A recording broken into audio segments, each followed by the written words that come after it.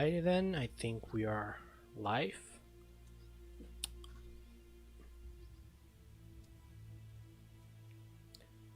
As always, let me just open up the monitor here.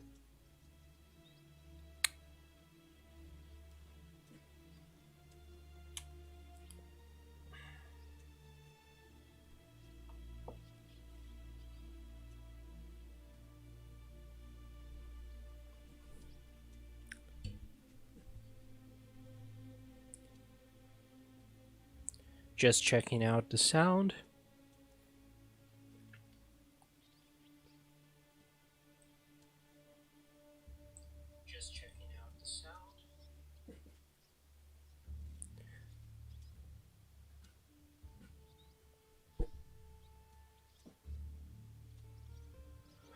Okay, so let's just start. Let me remove the front page. Now, ooh, we are way better equipped now. As you can see, we are wearing a body armor that we weren't before. And we are still using our purple boots and our vine circlet. We actually can change a few of those stuff, but anyway. Alright, so we just finished Act 4. We have to start climbing up to Act 5. And I'm going to do exactly that. Let me just sell a few stuff. Yes. Okay. Good luck. So I have a curse on hit that I'm going to apply with Orb of Storms, which is... Where's Orb of Storms? Not linked with anything. Okay, Brand Recall. Herald of Thunder. Yeah, I'm gonna put Brand Recall apart and just curse on hit here as soon as I get to level 38. Let's go. The plan is trying to get to Act 10, maybe into maps. But let's see how the night goes.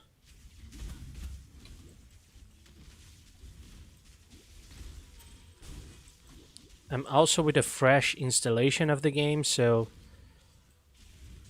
a few things might be a little bit all over the place. For example, let me see. Wait. I don't know if my options are... Okay, yeah. Should be.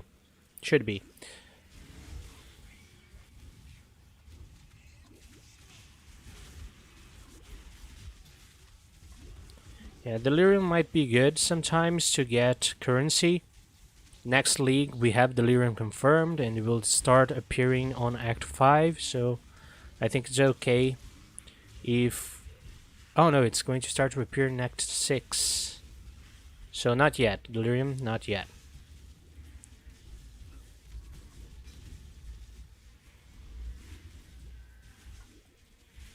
Not gonna get Delirium rewards yet. Really? Come on. Should increase my resistances.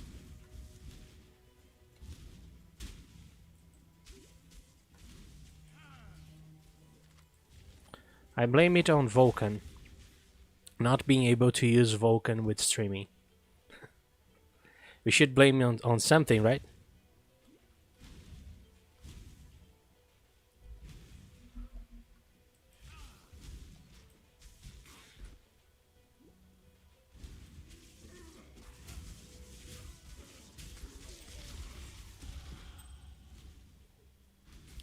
Good.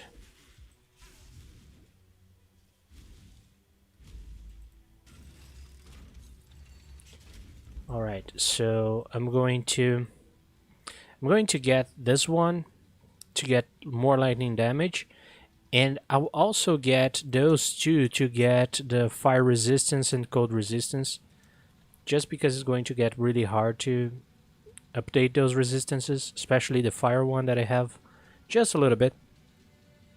Probably it's time to start updating the rings as well. So I'm going to look for that.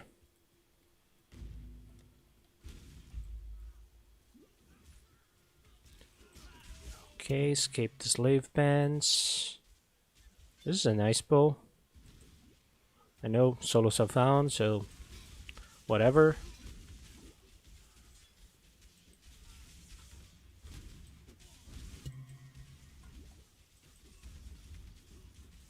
Ow. Bleeding, bleeding. Time to update the flasks already.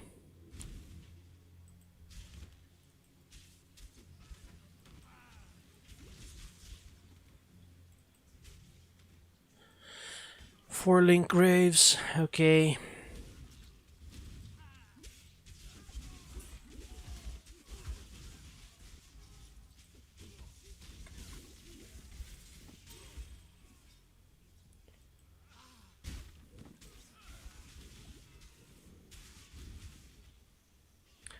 So, as I said yesterday, since Brand Recall is going to get a heavy nerf, and Brand Recall is not going to refresh brand durations anymore, I'm going to try to use Brand Recall as little as possible to try to emulate the experience of what is leveling on next league. I know numbers are going to change as well, so it's not really the experience, but just to have a general idea. We also might have buffs on the skill tree, so that we don't have right now, so yeah. Just something to consider. Okay. We should kill this guy. And oh yeah, we can equip Curse on Hit now. This bow is quite nice, but not for us, so please just give me the ladder.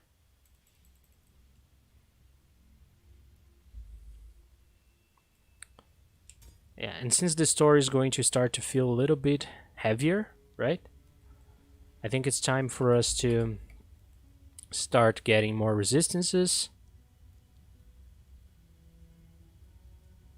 as well as, so update those items, maybe update the helmet to a 4 link if we find, and maybe start looking for update to our wands. We can try to augment this one, right? Yeah, both of them. Alright, so we need more fire resistance, so I'm going straight with the fire one and dropping the code because we have code, I think. We have enough code on the tree. Yeah, so we are capped on code, but not really on fire. So this one is nothing really special, but it's going to serve for now. The Greaves.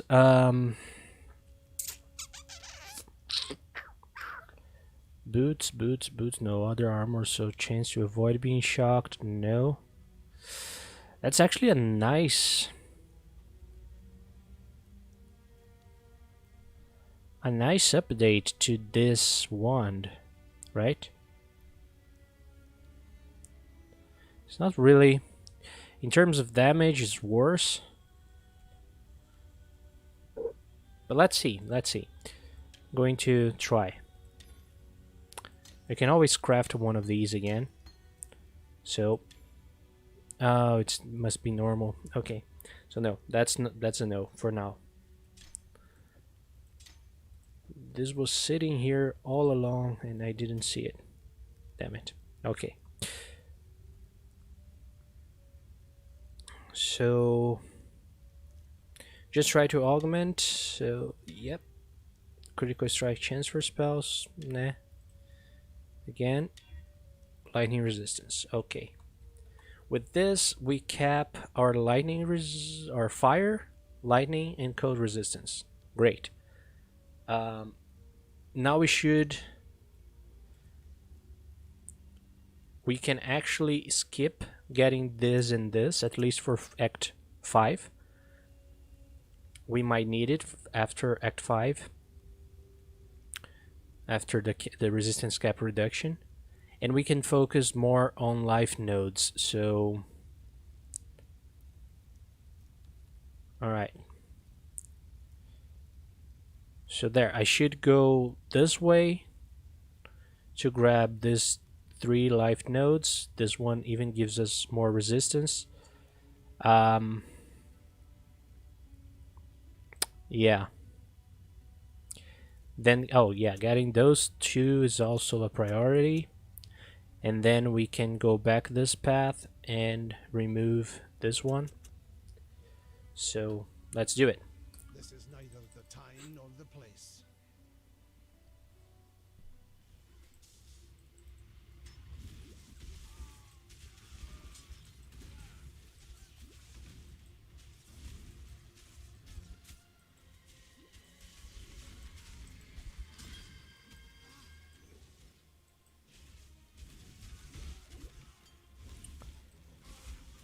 In this part, what you want to do, you want to not be rubber bending like I am.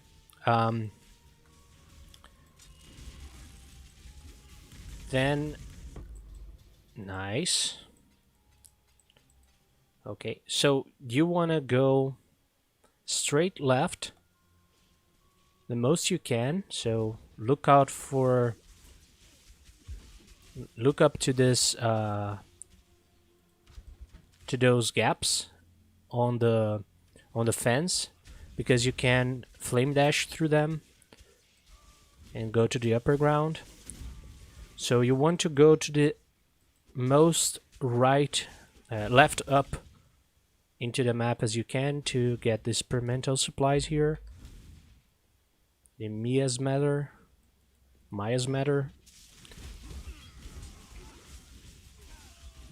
You want to grab those.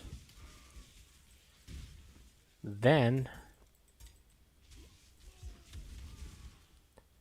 you want to go to the right. From the top to the right, then you go down a little bit. It seems like a complex system, but all you have to do is when you enter this map. Wait, just a second.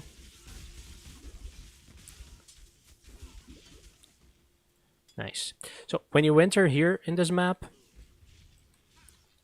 so you enter down here, you try to go the mostly up left as you can, get the miasmatter right here, or miasmatter, I don't know, miasmatter, right in here. Then you go straight to the right until you find a blockage. Then you go down, right, and up. Something like this. So down until you find a corridor, and then up, and you're good to go.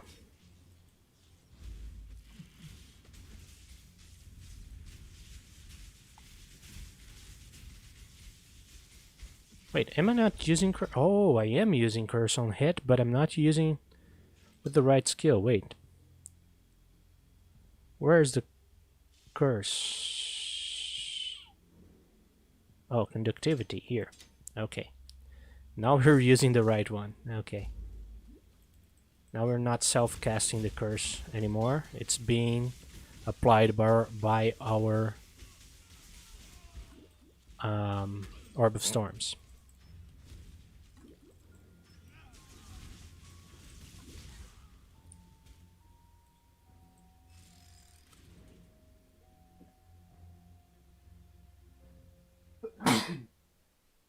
Sorry, had to sneeze a little. All right.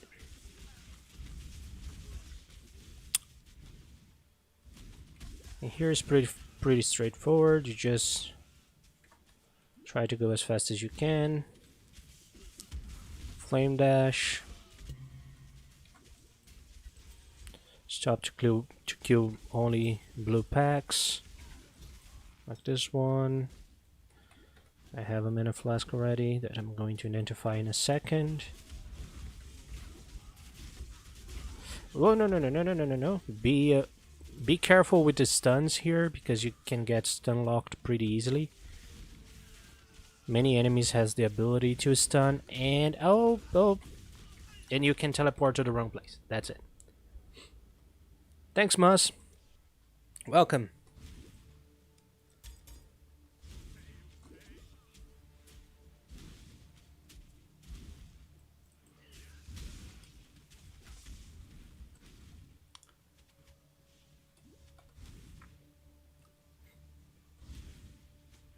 The weather has been very dry lately, and people are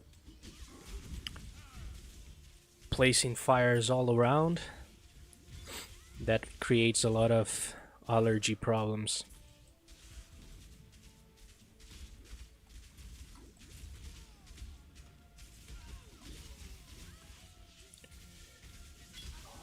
Okay.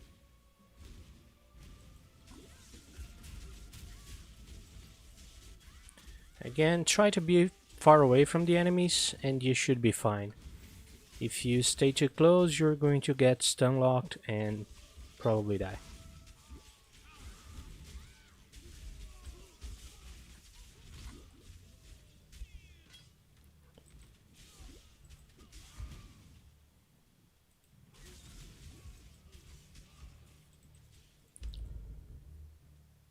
Good.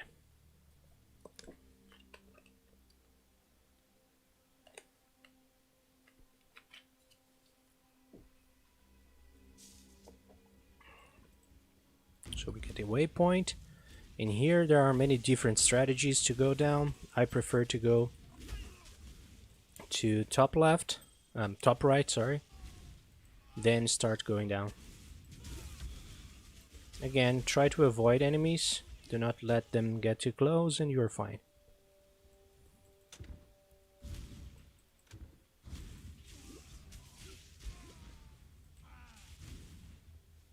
And I know sometimes that's easier said than done.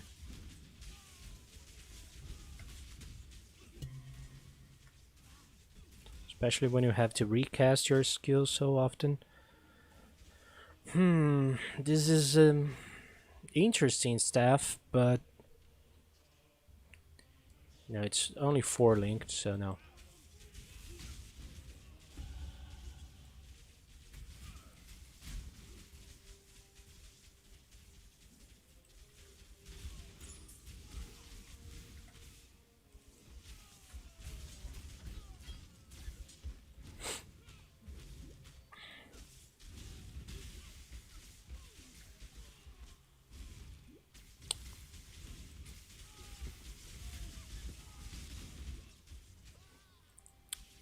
In today's official announcement, we just had a card announced so far.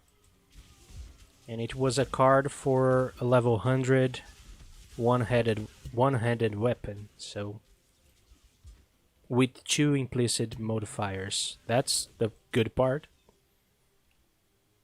Yeah, this sword can be fun, but for other character, not this one. So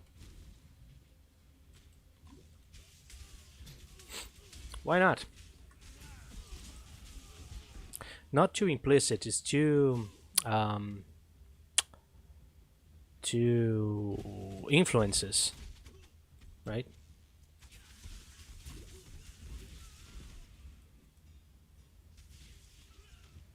Yeah, I got it wrong. Sorry.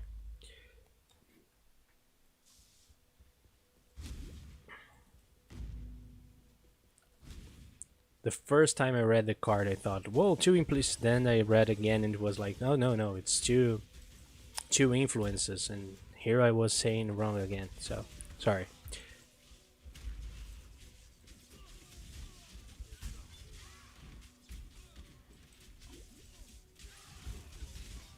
Why?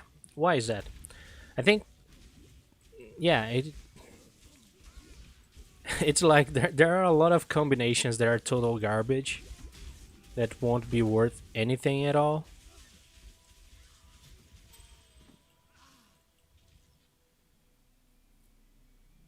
Yeah, yeah, yeah. Damage. Two damage ones are going to be. I think with most items in the game, we face that problem, right? There is a very, very, very small chance that you are going to get two modifiers that you really like, or even one modifier like Shaper. I found a lot of Shaper weapons this last league, but you know, not a single one of them was remotely good. I need level 42 to start using those. This one is not that bad. There's a lot of life in this armor, but for one link, one socket. Now, okay, let's keep going.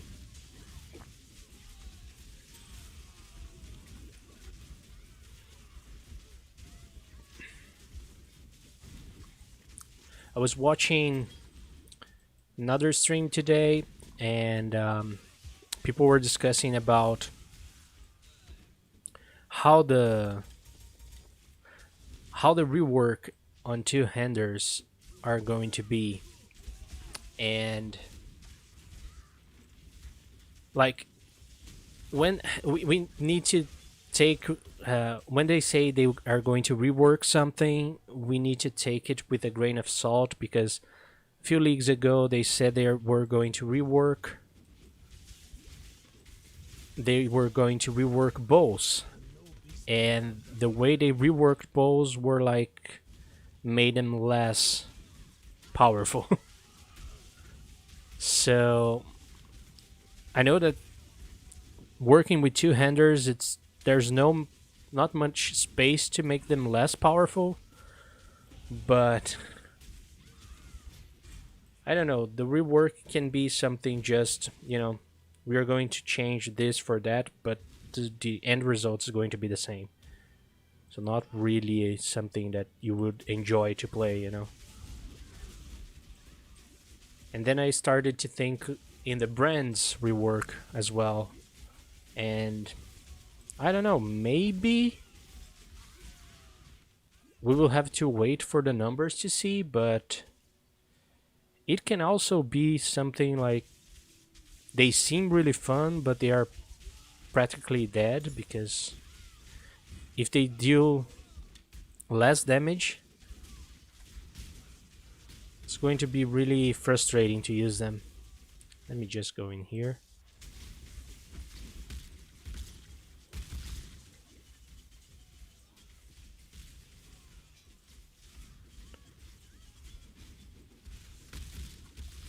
And then we are going to be stuck to trying to get a very good crafting option to make, you will only be able to obtain the best of the game if you craft with the new system or something like that. I am no beast of Oh, come on. Okay, so drop this one, grab this one, check it out. Grab this one, check. So this one has 35 life and lightning resistance. This one is fire resistance and mana. I don't know.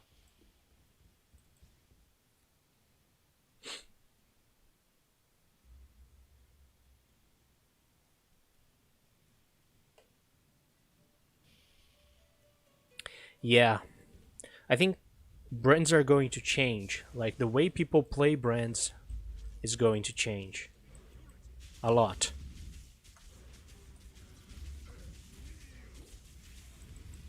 But it also made me like, okay, I'm still excited to see the changes and the gameplay aspect, but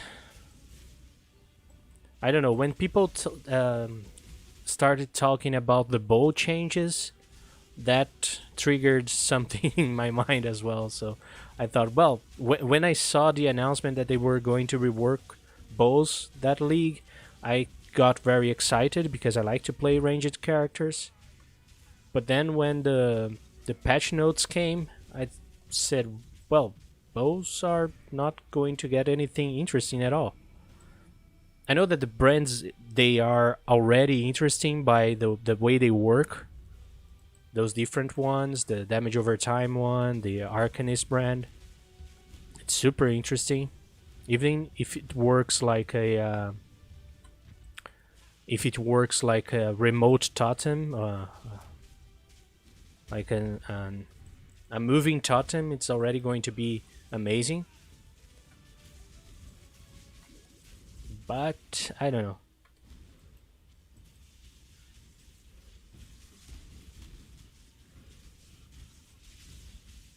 Yeah, yeah. I really hope they did something like that, but I don't know.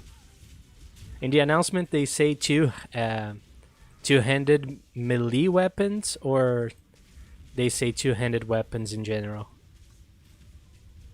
That's important to notice. I think they are going to leave out staves, scepters, and bows out of this rework. I think they are just going to mix up with these lamb types of weapons.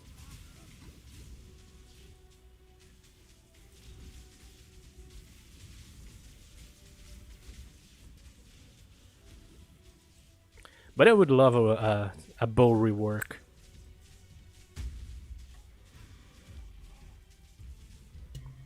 I mean, there are really good. But actually, I don't think bows are in a bad place. I mean, there are really good bows, and there are really good bow skills. I just think that bow players need more survivability. And then you say, well, there is the bleed gladiator bow, and yeah, that's a very viable option that is very tanky. But I don't know, I would love to play a super tanky eye shot type of build which actually did some damage and would not die in one hit.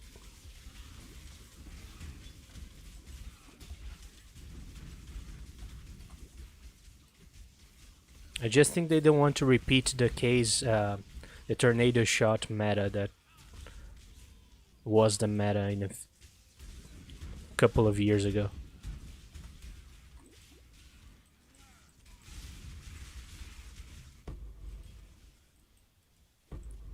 Oh, come on, I don't have space for an essence? Are you kidding me? Yeah, drop this one off. Grab this one. So let's compare. Come on, let me think. We have a strength, intelligence, life, rarity, cold resistance. This one, nothing interesting at all. Okay. Let me see. Bows need rework, or the entire ranger class needs rework. Backs posted. Harvest fact today. No, I didn't. I am going to. Just 1 second.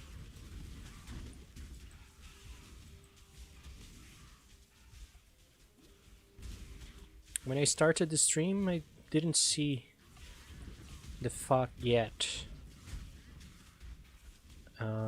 Let me just get to the next waypoint. Going to see on live.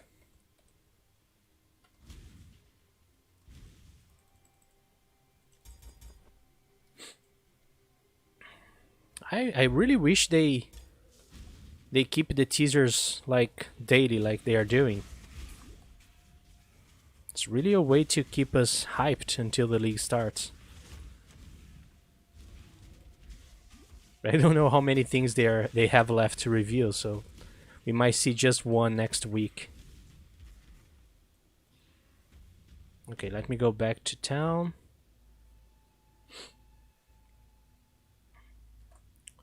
Let me check it out.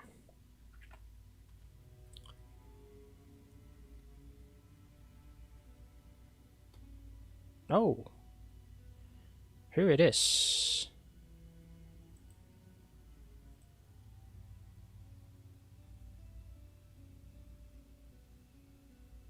I really hope so. Really hope we still get a lot of reveals. All right, let me pop this out and put it here. So there's a window capture.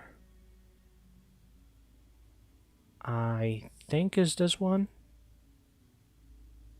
Yep. All right. Let me go back to the screen. Path of Exile Harvest. Good. Let me get the font bigger for you guys. Okay. So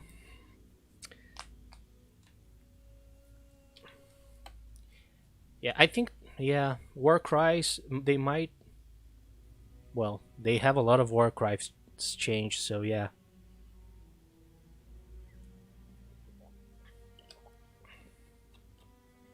Yeah, they have a lot of announcements, a lot of reveals to do, especially the crafting.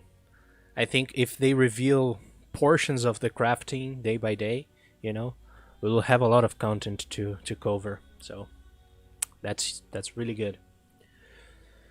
So let's go through the FAQ or FAQ, frequently asked questions. Let's go. So earlier this week we announced Path of Exile Harvest, which is set to launch on June 19th. In this league you will assist Oshabi as she explores the mysterious powers of Sacred Grove. In short, you will plant seeds, encourage their growth, harvest the monsters within, and use their life force as a powerful crafting source. That's it. That's the text we should have used on the reveal trailers and stuff. It's very condensed. Alright. In Harvest, you will be able to find a seed cache in each area. Cashier. I don't know. When you are within a certain range of it, roots will appear beneath your feet and point you toward it to help you easily locate it. Well, they are really investing in user interface, so in helping you out find the league mechanic, right? Open the cache, collect the seeds, and enter Oshabi's portal to plant them in the garden alongside collectors. Alright, so from what I understood, from what they said before, you will have the option to go straight to the garden and plant everything, or if you want to, you can just save your seeds and then go there after a while and just continue to do mapping and then go back there, kill the monsters, plant more, go back to mapping, plant monsters, and keep the cycle on so you can harvest a lot of monsters in one go. You just don't want to take too long to do that. Otherwise, you're going to waste a lot of turns because monsters will increase their size in turns. Probably, yeah. So each seed has a different property which dictates which monster will spawn from it and which specific crafting resources that monster can create. Alright, so yeah, we will probably have a wiki to identify that. I don't think they are going to be able to put all of that into the UI itself. So yeah. Once a crop of plants is fully grown, you can harvest it and monsters will emerge. If you are able to slay these monsters, their life force can be used for crafting and to help grow higher tiers of seed. So yeah, that's the little bit confusing part for me yet. So you have to use their life force both for crafting and to grow other seeds or to increase the tiers of other seeds. And I'm not sure if that, if you spend a life force to increase the tier of a seed, of a seed, not of a planted seed. So you probably need to increase the tier of the seed before you plant the seed. It's like crafting the seed. That's make more sense. I thought you would increase the tier of the planted seeds around that resonator or something like that. Anyway, the Sacred Grove gives you complete power over which seeds you would like to plant, how many monsters you would like to challenge yourself against, and any one time in which crafting options you would like to utilize. The crafting options provide benefits to characters at levels and unlock means of power not seen before in Path of Exile. Alright, so you also, from what I understood from the trailers, I think she will answer here, but if you don't use that crafting when you kill all the monsters that you planted, you're going to lose that crafting option if you go out of that map and let that session expire, because the seeds that you planted, that's going to give you the options to craft, and the monsters that you just defeated. So those monsters will open up crafting options, from what I understood. Alright. We are really excited about introducing the new league with a pace that differs from previous leagues and can't wait to see how players build their characters around these crafting options. Okay, so let's start going for the Q&A. Alright. So, do seeds stack? Yes, identical seeds of the same level will stack in your inventory and in the seed storage within the grove. Oh. Okay, so from what I had understood, you would seeds would not go into your inventory, but yeah, they will go into your inventory, but you will have a separate seed storage inside your grove. So, okay, you will still have to collect them in your inventory. No, Google, I didn't call you. Stop it. Okay, so the level will be displayed on the seed in your inventory. How do I make my plants grow? So seeds specify how many cycles of growth they require before they will be ready to harvest. When you open a seed cache in the main game, it will count as one growth cycle within your garden. Wait. Okay, so when you open a seed cache in the main game, it will count as one growth cycle within your garden. You don't need to enter your garden in order to make the seeds grow, and their growth is not tied to the passage of time. Wait, what? So, it's not tied to the passage of time.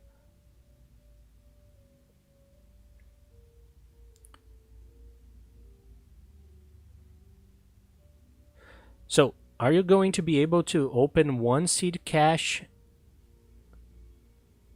per map? You are going to be able to open the seed cache once per map? Or you can just open your seed cache, close, open it again, as many times as you want to count as cycles.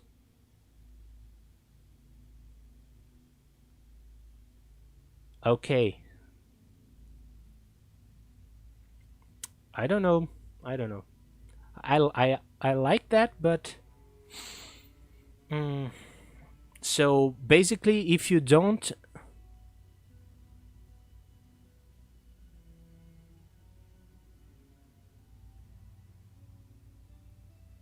okay, but you will be able to open your cache without entering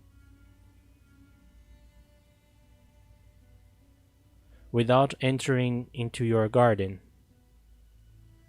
So it's going to be an UI outside of your, like, probably when you pick up the seeds, it will, like today when a button appeared for you to skip delirium or for you to call the metamorph monster.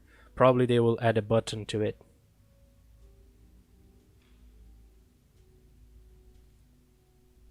Oh, okay, so it's the, okay, now I understand. Sorry.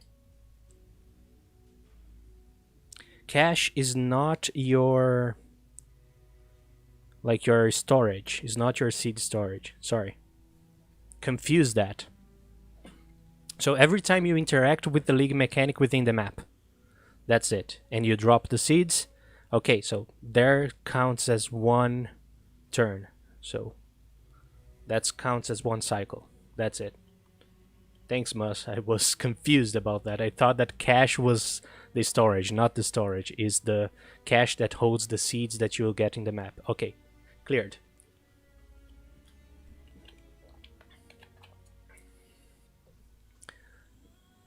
Sorry, as you can see, English is not my main language, so I can get confused with words.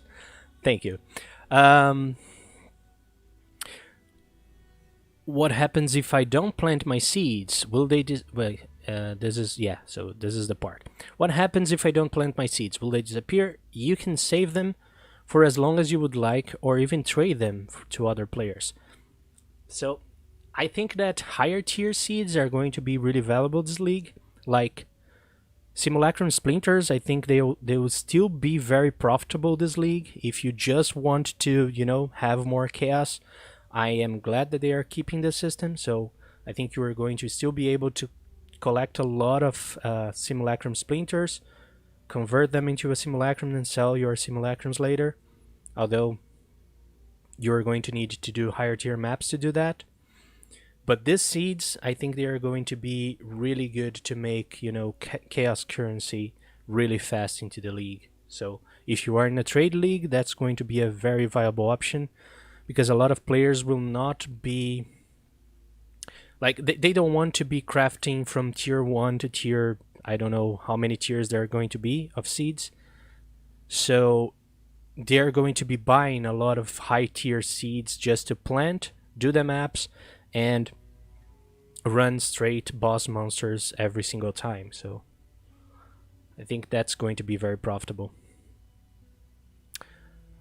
And probably one of my strategies to get currency if I play on Trade League, if I play Solo Self-Found, we'll see. Do I have to harvest my plants within a certain amount of time? No, they don't wither or die. Thank God, right? Because imagine, like, you plant your tier 4 or 5, I don't know how many tiers there will be, then they are like, 10 cycles, and then you do 20 maps and say, oh, my seeds, come on. Then you go back, everything is dead, you don't have any rewards, or you lost a lot of money. That's very good, that happens. Okay. If I don't feel like tending my garden, what happens if I skip it? If I skip entering the garden for a map. This has no negative effect on your garden, it just pauses your progress. You can leave it for as long as you would like and return to it when you're ready. Okay. How do I get garden equipment? You start with a small amount of each type of equipment to facilitate getting your garden started. Some is already placed in your garden. To ensure... Sorry, I lost my... Wait. To ensure that it's easy to learn how things work as you progress through the game. It's likely that you can use Life Force to... It's likely that you can use Life Force to purchase additional pieces of infrastructure. So that's probably not decided yet. They are not decided on how you are going to acquire pieces of garden equipment, because it's likely not a very defining word from how you can do something. Probably you can use Life Force to purchase, but we're not sure yet. Yeah, okay. That part is a little bit confusing yet, but I think it's for them as well, so alright.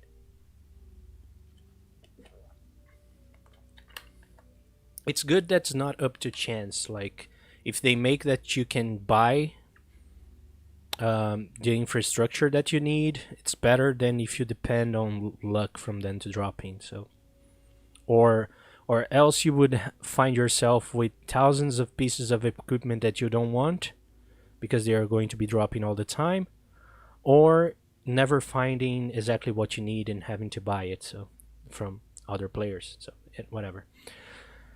Um, can I accidentally target my garden infrastructure while fighting monsters? Wait, you can destroy your garden infrastructure? What? You have a short window to activate as many collectors as you would like. After this window, you can't target anything else in your garden. Oh, okay, just to activate them, alright. While monsters are alive. The exception to this is the portal to exit your garden in case you need to quickly flee the danger. Okay, so once you activate the monsters, it's going to have a little timer, which you can activate more monsters or just fight your fight. Good. Will we be able to move or delete garden infrastructure if you'd like to change their placement? Yep. Can I access the sacred grove from my hideout? Yes, that's good. Okay, so you can enter your hideout, your groove at any moment, but making it work, so making your turns count, you are going to need to interact with the league mechanics. So that answers a lot of questions. Like, you can plant as many seeds as you want. So imagine that you collect, I don't know, 100 seeds. Then you go to your groove in your hideout only, plant all your seeds, then interact with a lot of maps, get more seeds, and then when you feel that, oh, so 10 turns have passed, I did 10 maps, okay, now my seeds are all grown up, I can go back and harvest all of them. That's interesting. How many... It's kind of like they're mixing up a lot of mechanics of the past into a very powerful mechanic now. So, really, really interesting. Here. How many new crafting options does Harvest introduce? There are over 45 crafting categories. Whoa.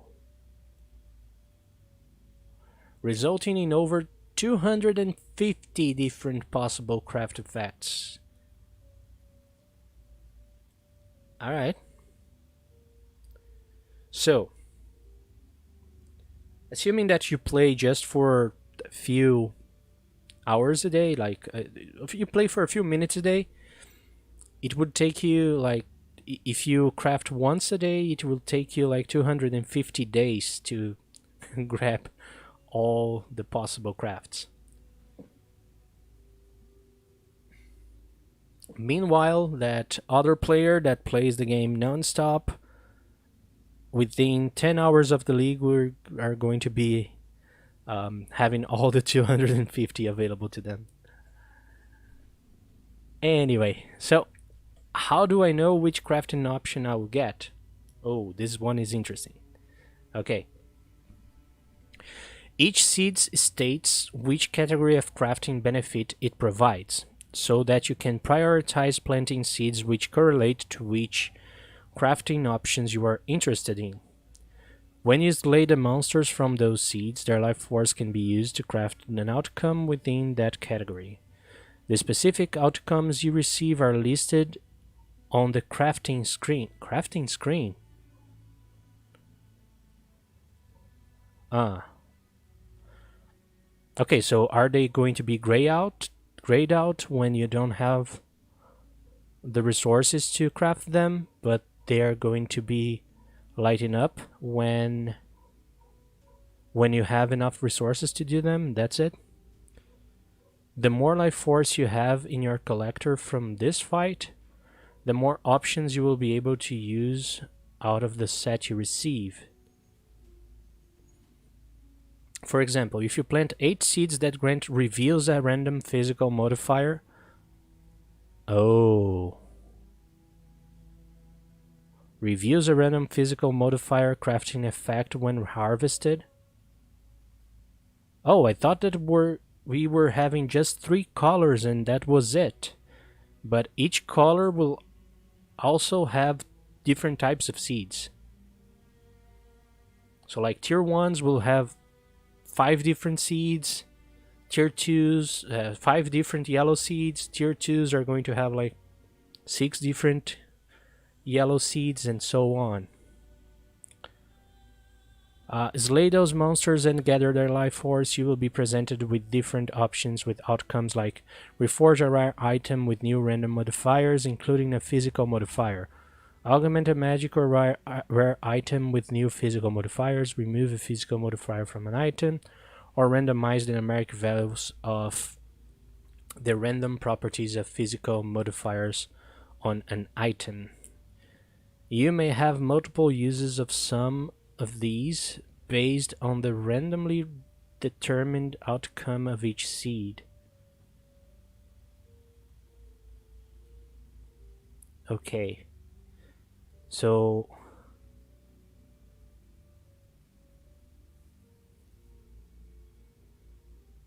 oh, interesting.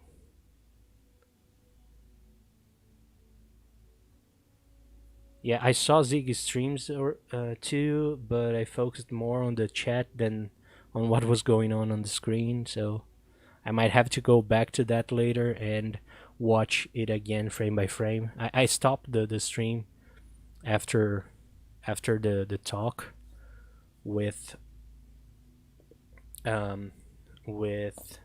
Chris, so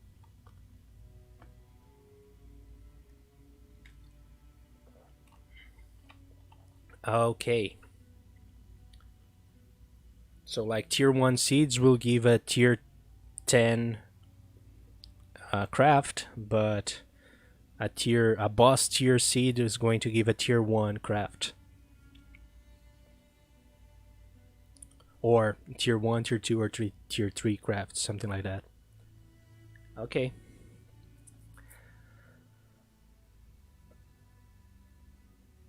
So this part I thought it was interesting. So you may have multiple uses of some of these based on the randomly determined outcome of each seed. So the amount of uses you can use of that specific craft will be randomly determined by the seed, but the seed is random.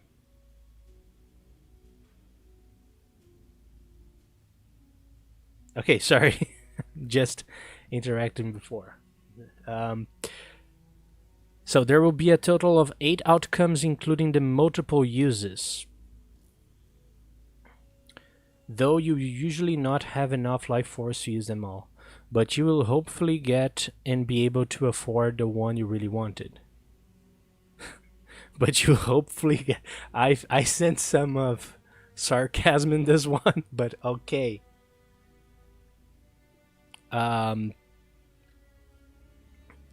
Alright, so there can be 8 outcomes from each seed. Okay. Does harvest crafting also benefit low-level players? Yes.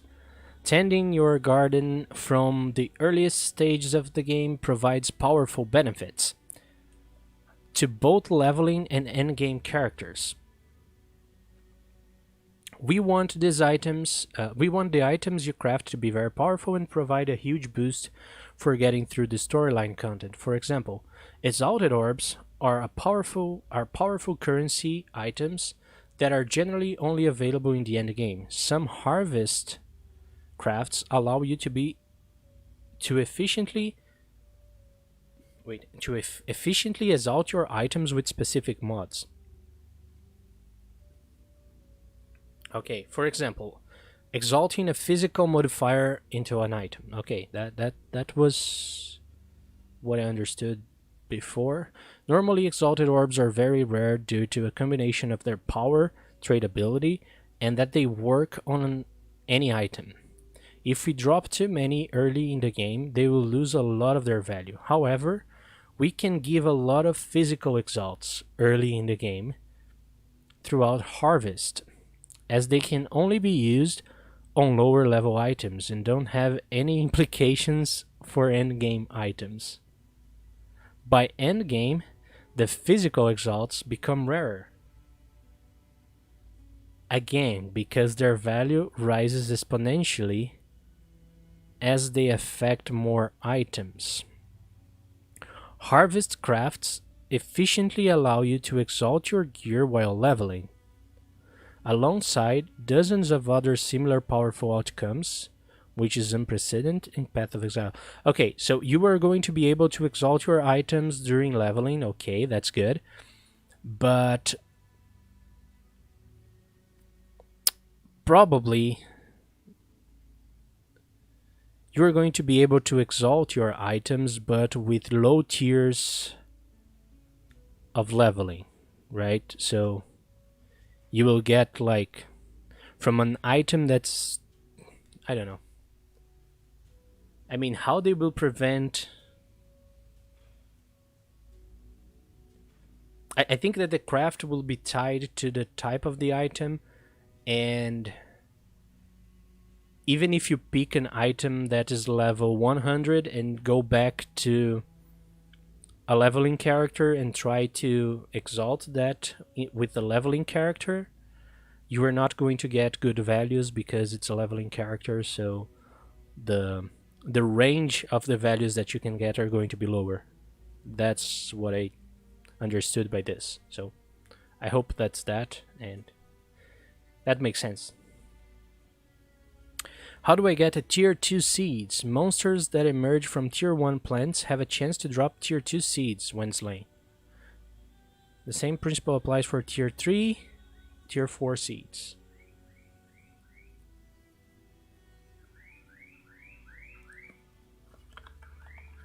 Yeah, I think what they mean with exalt, if you use an exalted orb in a low level item, you are going to get a low level exalt. So I think that the crafting is also tied to the level of the player. Maybe. I hope.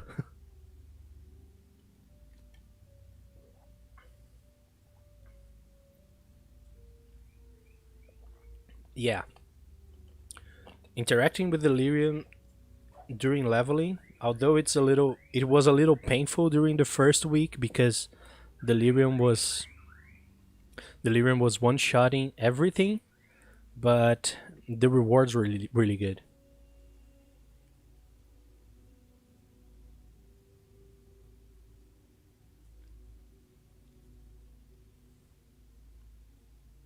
Yeah, that makes more sense. So even if you're leveling a new character, and probably the seeds are also be tied to the character, right? So maybe the garden is tied to the character. I don't know. Well, let's go through all the questions here. Maybe they respond that. Do monsters from the garden also drop items? Yes. The main reward for tending your garden is powerful crafting, but you will also receive regular items and potentially some harvest-specific uniques. Good. The item drop rate of monsters in the garden is higher than of the regular monsters in the main game. Okay. What's the motivation for killing rare monsters? Ooh. Sorry, not rare, more. Why did I read rare there? Anyway, the more monsters you kill, the more seeds drops you get, and the more life force you can collect from your crafting session. Oh, so yeah, from how do I get tier 2 seeds? So from maps, you're only going to get tier 1 seeds, or maybe we're going to be able to get um, generic drops, because if not, then we are going to get a lot of tier 1 seeds a lot of times and kill a lot of guardian monsters just to get to tier 2, then to get to tier 3, then to get to tier 4.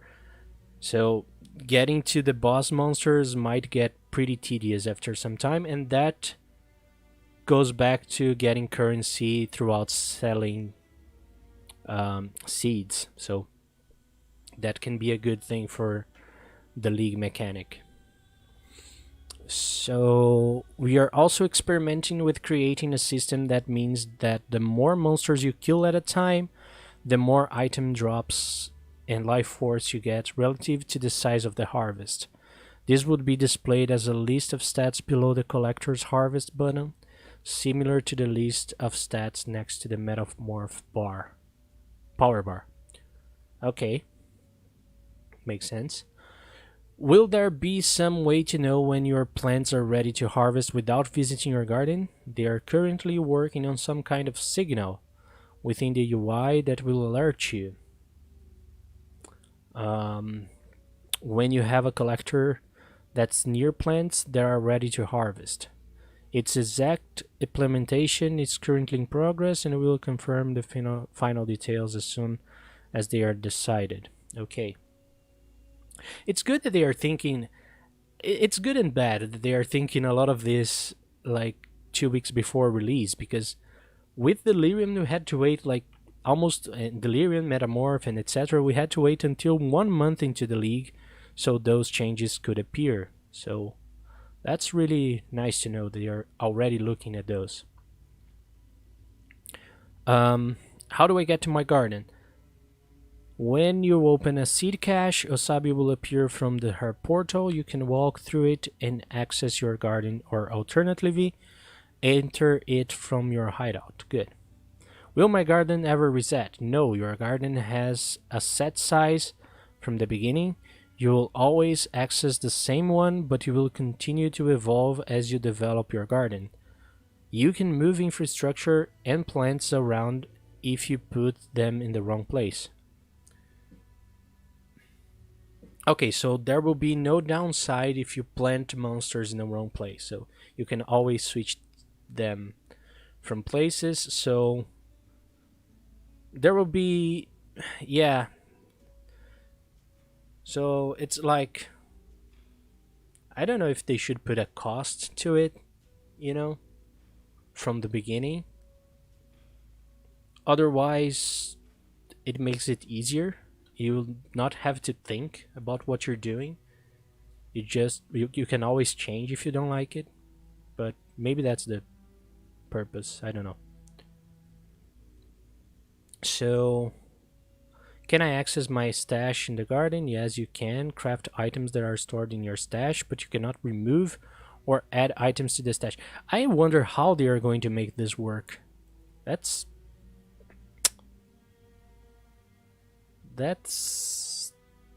interesting. Can I re-enter the garden if I die? Yes, unless in a hardcore league, of course. They even have to state that. Oh. The monsters will remain until the instance closes. Okay. Unless you are in a hardcore. Okay. If you enter in a garden in a map, and then you go back to your hideout and enter the garden from your hideout, is that the same instance, or it's going to be a different one? That would be a nice question. I don't know if there's one in here, but anyway. How does it work in parties? You will be able to access party members' gardens by entering Noshabi's portal. We are still working out the details for how seed drop allocation will work when a player opens a seed cache, as well as how that affects individual players' progress toward growing their plants. Good. I don't play in parties because most people that I know don't play here in my country, so the lag when playing parties is unbearable. Am I able to access my garden from other characters? Yes, you have one garden per league, and each of your characters within that league can access. However, your plants will only grow if you're opening seed caches that are from a level similar to the level of plants in your garden.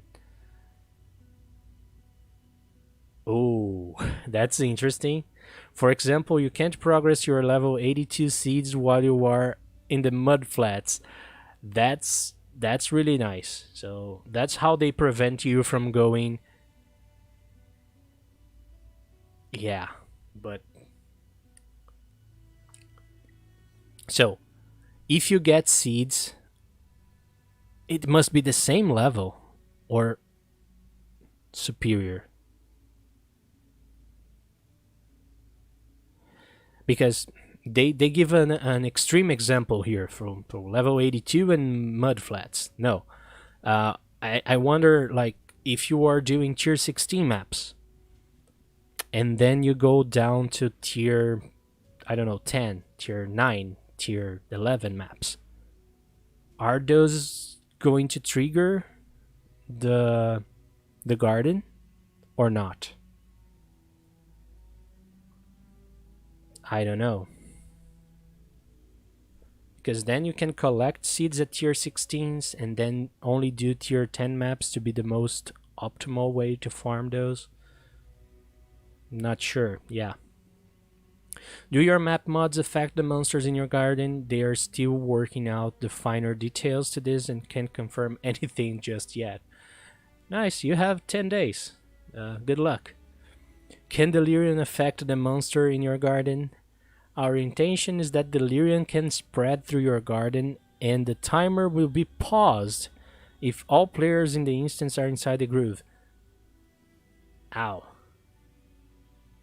But will this affect also the rewards of the monsters? Imagine you doing a full garden of tier 1 monsters, you know, inside a garden that appears near the end of the map, and then you just have like 3 tiers of delirium items dropping just by doing your groove. That can be insane for delirium. So you can use your garden to farm delirium and not the other way around. That can be overpowered if they don't do it correctly.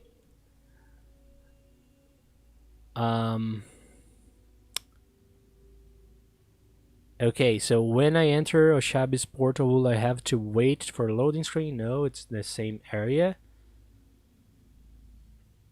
And there is the Ziggity Q&A. So I already watched this one. If you want to, you can watch it here.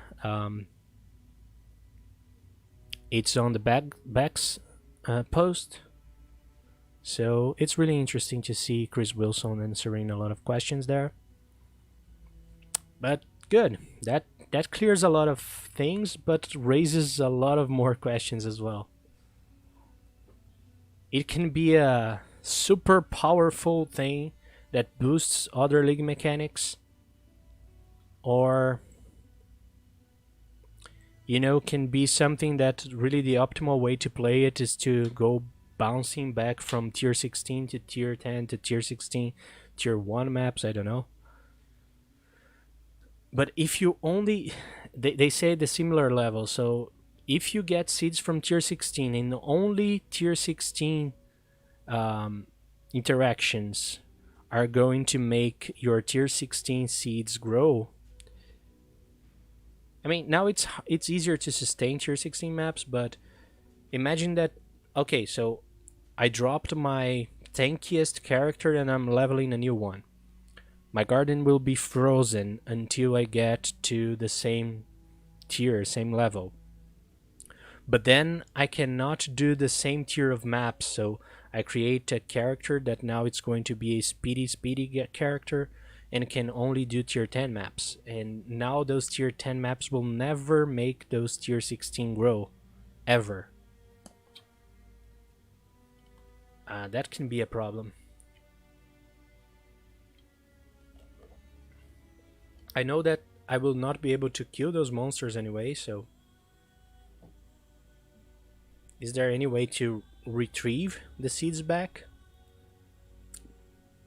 I think we'll have to wait to see.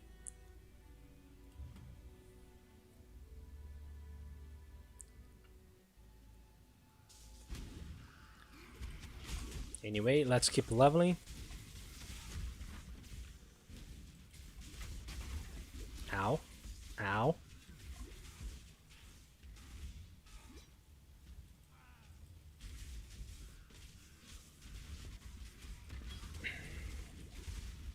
Anyway, I'm a little hyped. Yeah.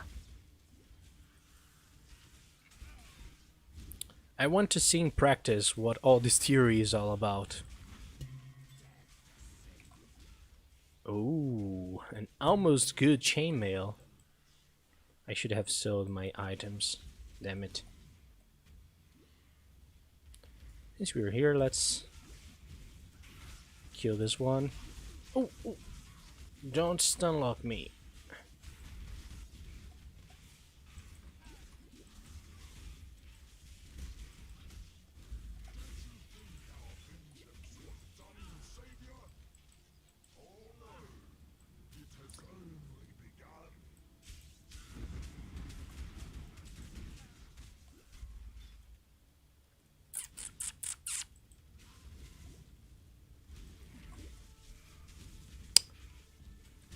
Thinking about a lot of things. Nope, not hyped enough. Sorry, I didn't mean to make you cry.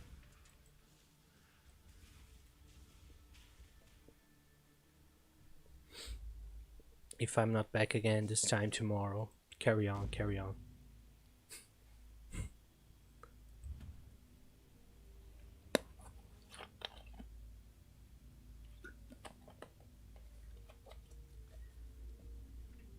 Anyway, let me sell those things. I don't have space. I don't have space. Let me just sell you my things. A lot of cold resistance in this one. I don't need all of that. I don't need a lot of this stuff, so just going to sell those. And yeah, let's get this one, sell, spell echo, sell.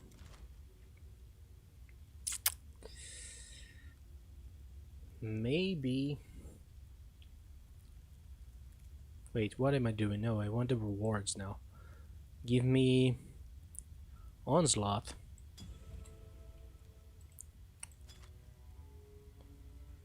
Armor, nice. I don't have any armor, but okay.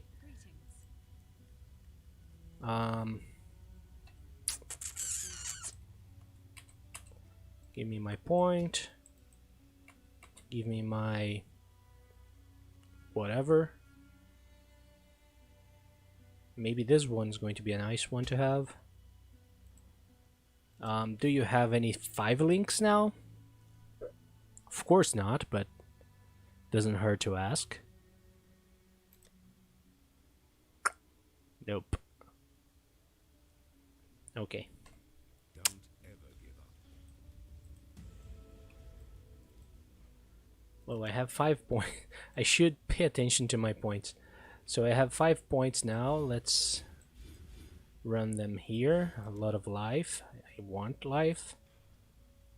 Then I'm going to go this path. Yeah. Let's go to the reliquary.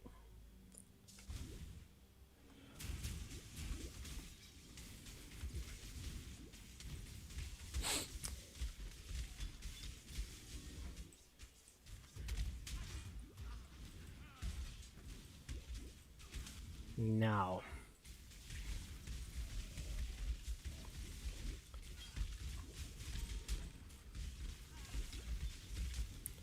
I don't know what I should do in my next training session, or if I should just resume,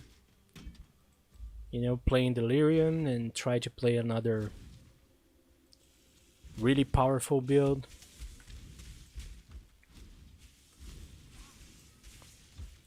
Like try to see if Facebreaker Cyclone is still a viable option with Delirium currency in the trade league. Melee, yeah. Trying to level up a melee character can be something interesting to do.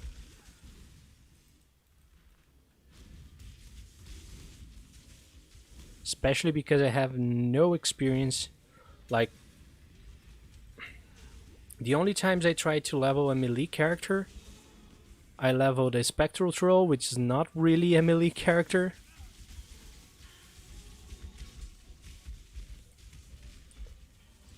Well, but the Facebreaker Cyclone needs a lot of investment to start feeling good, right?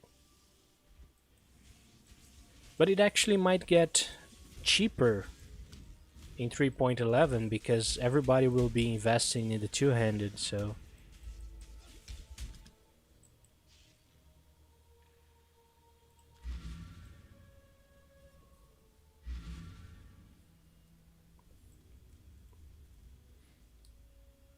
Really? Never really studied all the items that he needs. I know he needs a Facebreaker with almost 800 800 physical damage, right?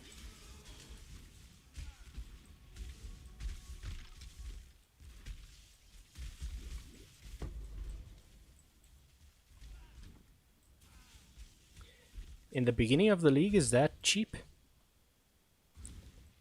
Never researched its price. Because usually those high-end level items, they tend to be very expensive in the beginning.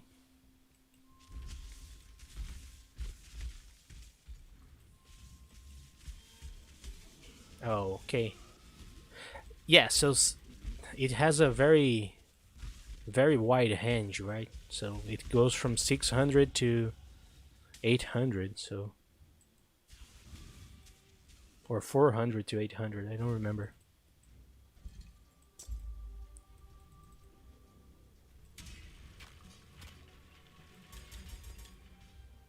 Okay, so let's... Oh, crafting.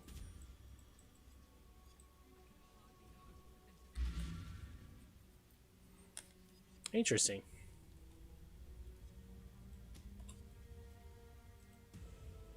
What do you need?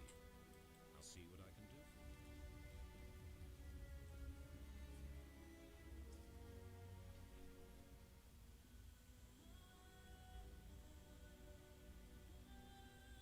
Nice.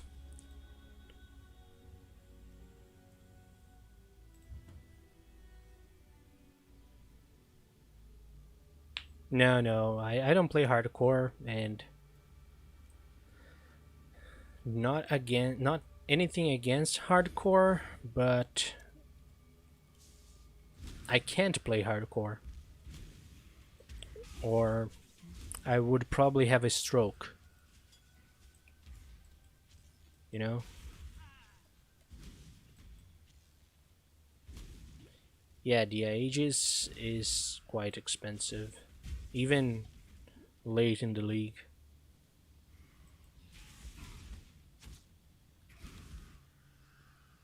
But I mean, you can think that next league people are not going to be focused on those items, so... And you can probably get an X for crafting things for people. I don't know. I think that making currency in the next league is not going to be so difficult.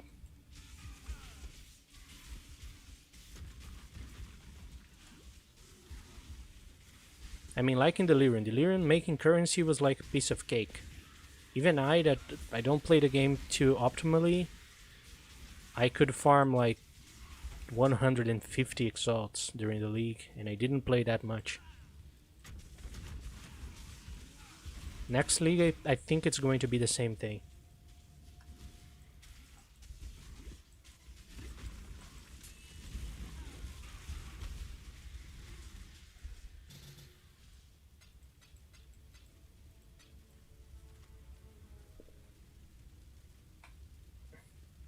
Yep. And more than that, you can, if you know, as I was saying about the selling seeds, of course, you can think of seeds as a way to get upgrades for yourself, but you can also think about them as a way to scale money. Like getting splinters in Delirium was a guarantee thing. You had a guaranteed chance to get splinters. I think getting higher tier seeds is going to be the same way. You are guaranteed to find higher tier seeds if you keep progressing your seeds, right? Tier 1, then plant tier 2, you will drop tier 2, then you plant tier 2, and then they drop tier 3, and so on. So if you sell high tier, if you keep progressing them and sell the high tiers, you will probably be printing money as well. So it's a guaranteed way to print money. You don't have to wait on luck or anything like that. That's what I liked about the Delirium Simulacrum thing. I didn't like to do the Simulacrum, so I didn't mind spending my currency and collecting a lot of Simulacrum splinters and selling the Simulacrums. It was an easy 120, 140 chaos every 15 minutes of gameplay. Not 15 minutes, it was a little bit more because you had to prepare maps and stuff, but you know, 15 minutes of active mapping and half an hour of preparing your maps and trading items and stuff like that.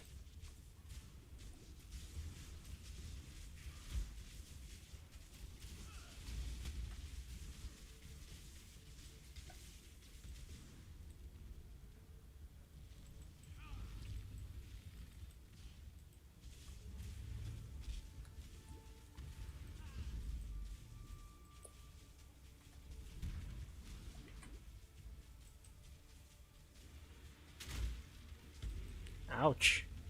Never took so many hits from Kitava.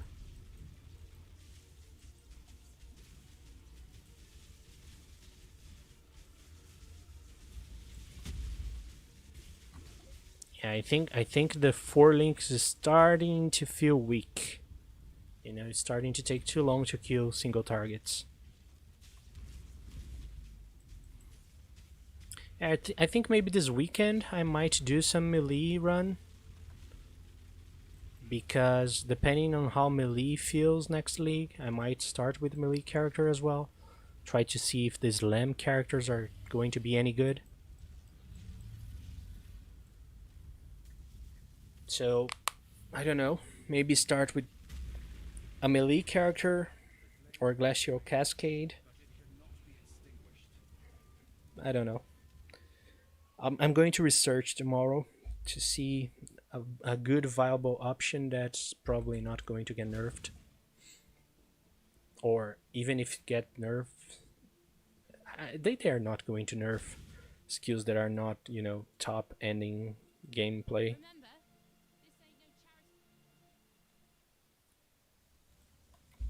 I hope. Yep.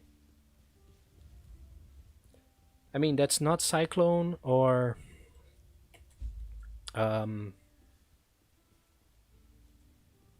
mean Cyclone or the other one that it's similar to Cyclone but stay in place. I forgot the name.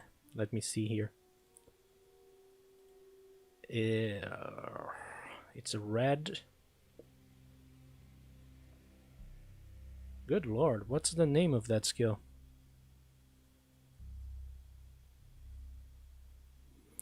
I know it. Let's do this quest and Bladestorm, that's it. Maybe I try to do a Bladestorm during the weekend. In the same way I'm doing this one as a league start to see how it feels. And maybe learn to upgrade properly the melee weapons.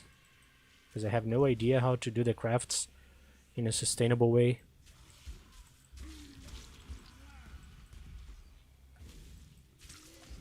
Oh yeah, I might do that. I might practice with Bladestorm. Or I would really love to see some Perforate. When I saw the skill for the first time, I thought it was really amazing how it had two variations and it felt nice. So Perforate might become a Slam skill. We don't know yet.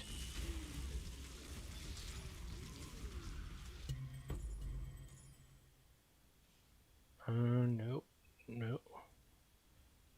Ooh, a mirrored item. Nice. But not.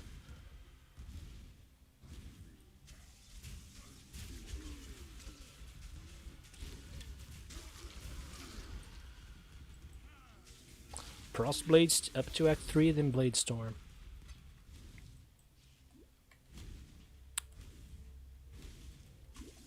What character would you recommend? Like Marauder or Duelist?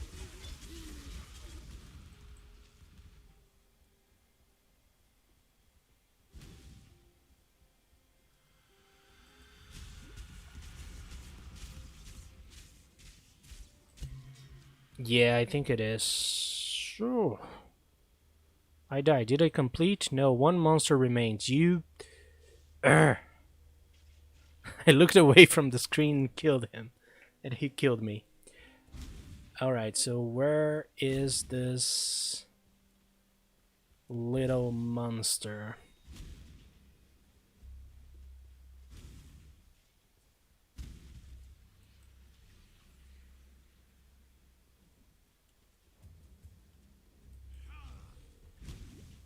Really? Oh, here it is. Didn't kill it properly.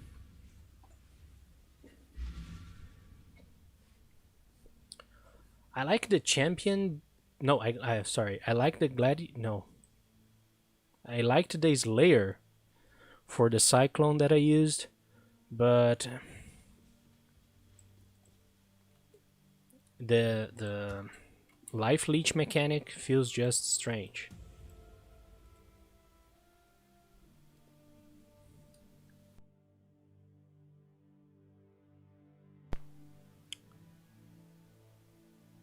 Yeah, perforate is... Actually, no, perforate is a slam. So you smash the ground to bring forth multiple spears. So...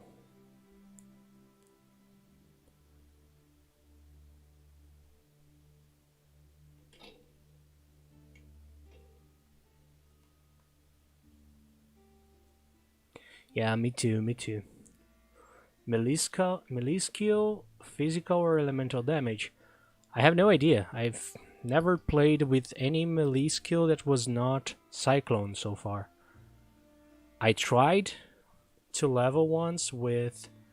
oh yeah, I played with the Hollow Palm technique, but that doesn't count. I tried to level a Heavy Strike once, but no, it's terrible. And a Cleave character once, but also didn't go so well.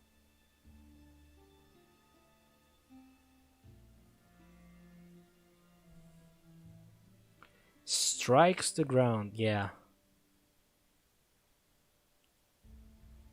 So they might need to change the skill here.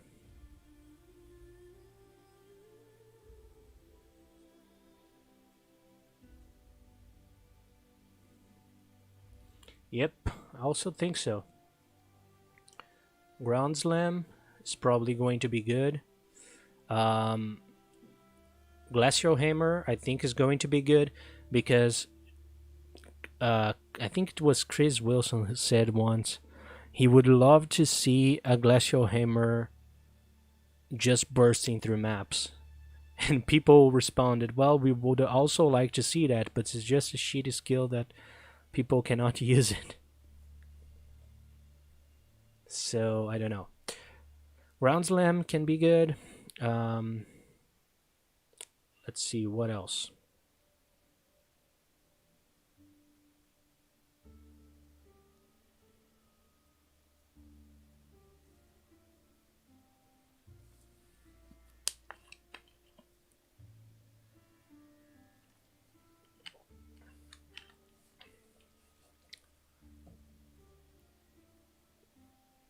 Yeah, I think that next league, melee skills are going to be very OP combined with the Warcries. And since I don't know how to use Warcries properly, that's something that we will need to practice. I also wanted to make a summoner. Still yet this league. I mean, my strategy for next league, before I knew what was coming, was to create a summoner to farm blight maps. I wanted to experience the blight maps because I couldn't play blight league too much.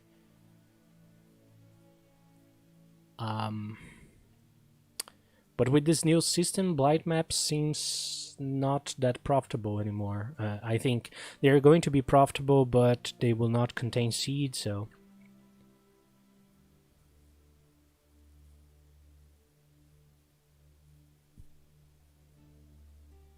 interesting.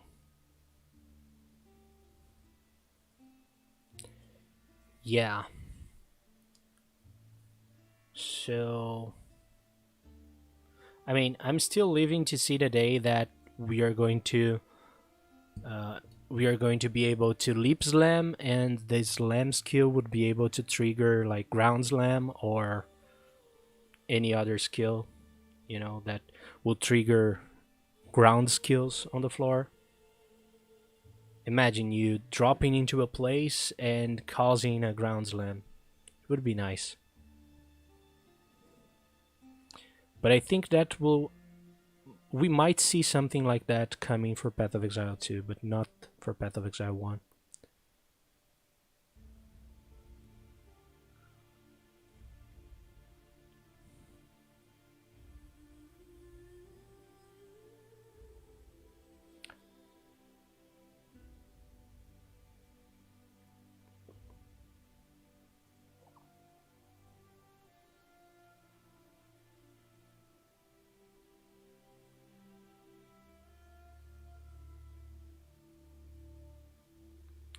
Yeah,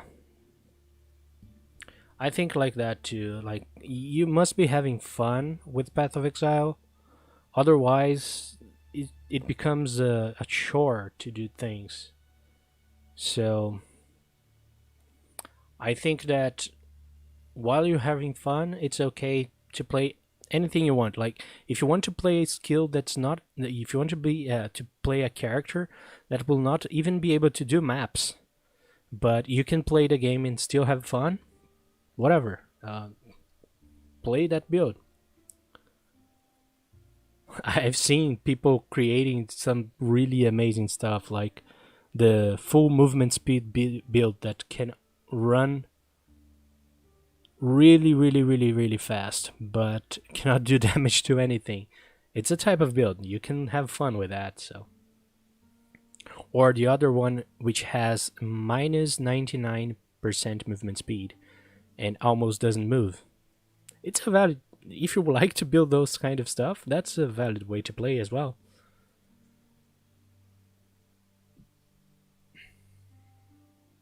I'm not saying that minion builds is something like that, but minion builds are really good and casters are really good. Although self-casting is kind of eh.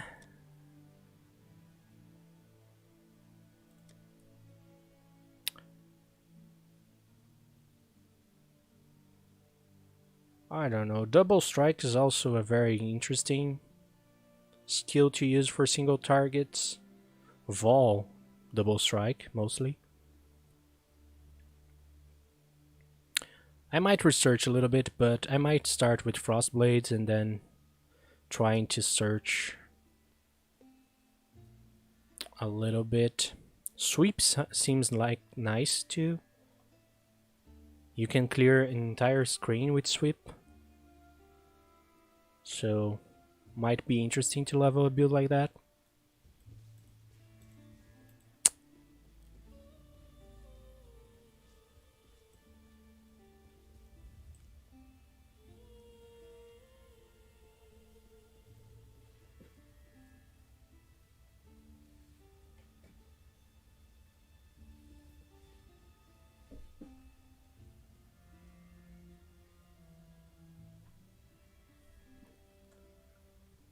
Alright, so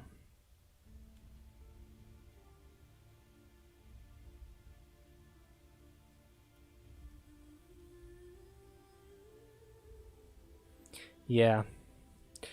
Self-cast, like, if you're not abusing the game and playing Herald stacks or anything like that, I feel that they are too vulnerable. Like, you have to be in one place, casting skill, while everything is trying to kill you, so it's complicated.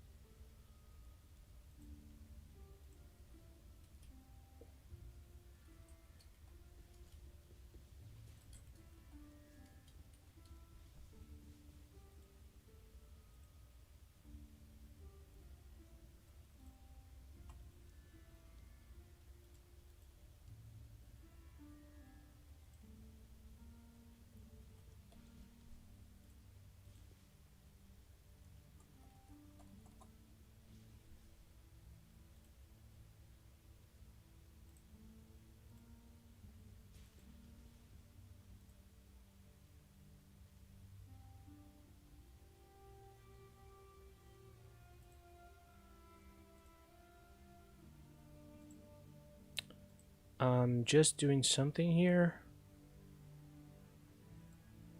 really quickly. Just 1 second.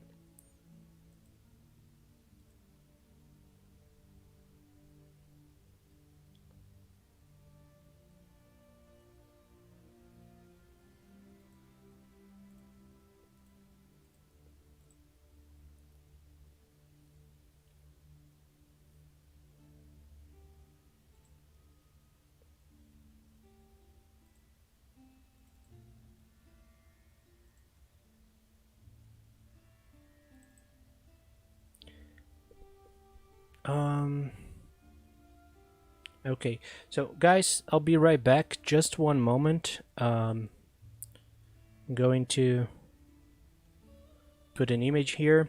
Just 1 second. I need to solve little thing. 3 minutes. I'll be right back.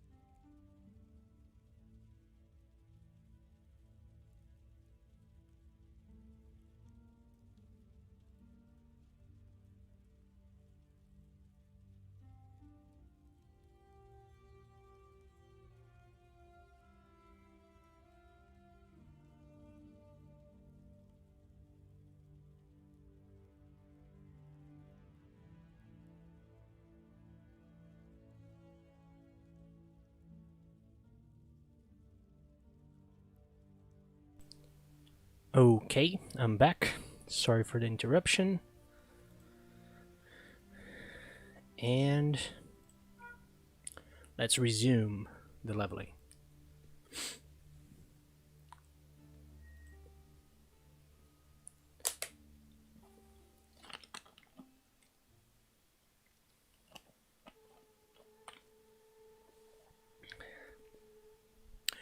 I mean, during this league, the most fun I had, I think it was with.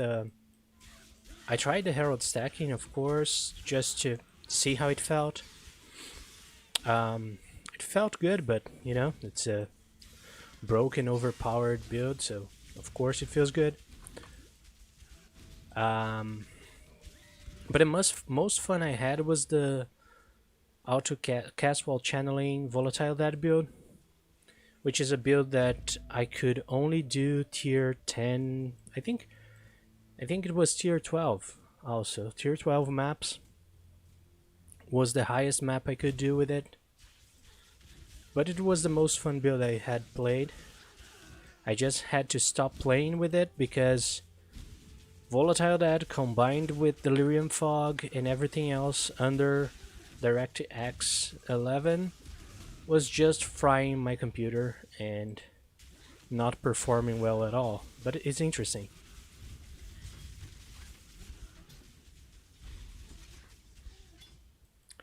So I planned to make a budget version of it. So I first created a iShot build to farm up to 30 exalts, and then I started mine with 30 exalts because the voices themselves were like 15 exalts back then. Now it's like 3 exalts, so I could be much cheaper now with the budget version. But in the end, it was like 30 exalts in total to the build. The 3 voices, the 9 herald stacking, jewels, and a Nebulis. Then I started upgrading from there, and I end up spending like 120 exalts in total in the build. But with 30 exalts, it was able to do all the content. Just had a little bit of trouble in the 20 waves of Simulacrum, but otherwise, it was smooth.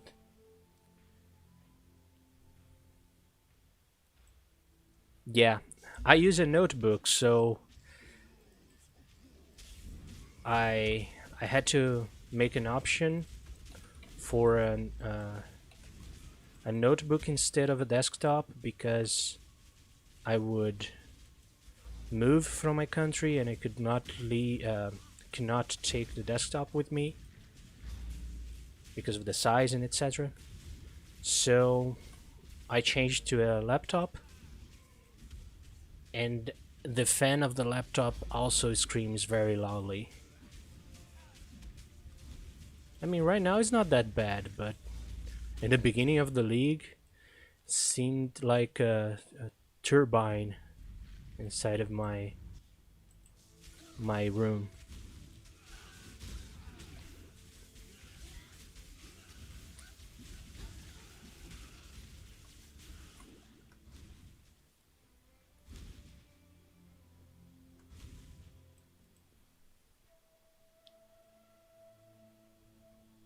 Yeah,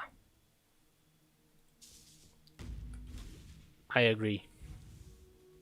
It makes the players cry. Why wouldn't make the laptops cry?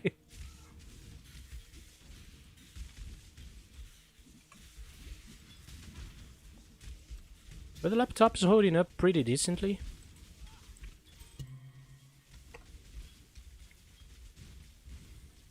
It was very complicated to run Borderlands 3 in the laptop. That game consumes a lot of resources. I mean, in the loading screen, it's already consuming a lot of resources.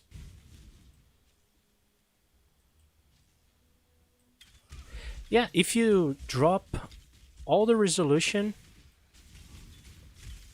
and I mean, right now I'm running in a medium resolution, but everything else, so the resolution here is not medium, it's a low resolution, but not the worst. But everything else is on low or medium, but the game looks pretty nice. So they are doing a really great job on making the game look good, even in low settings. I'm probably not getting the best out of the effects of the skills, but that's not really important. The important part is to play the game and broadcast at the same time, right? So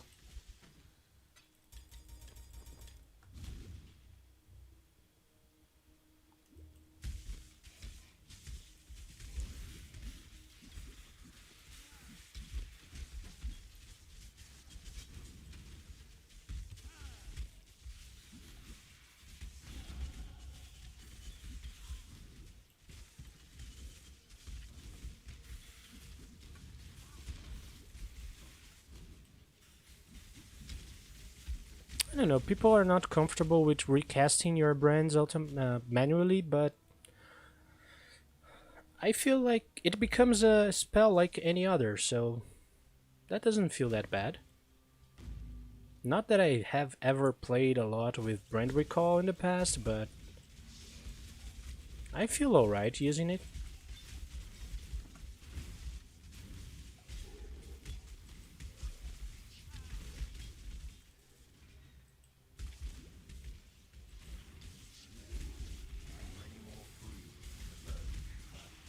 Nope.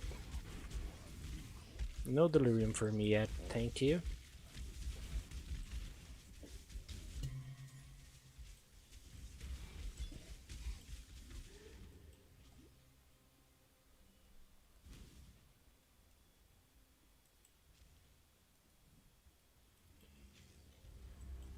Yeah, I mean, it's. Of course, there's the animation of the casting the brand, but I don't know. It feels like normal casting any other spell. I even like this playstyle.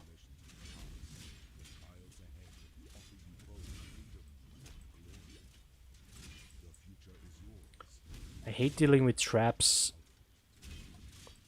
on not the lockstep mode.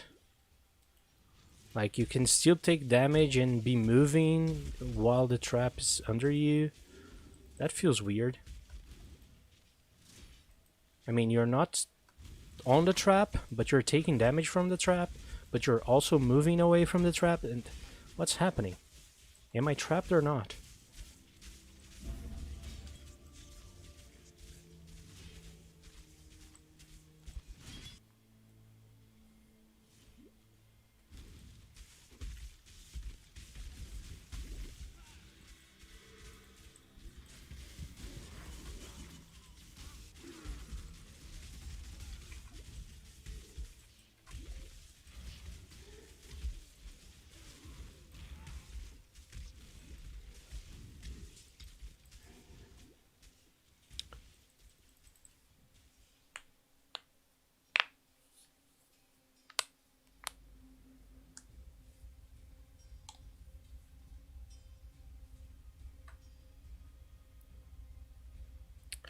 I mean,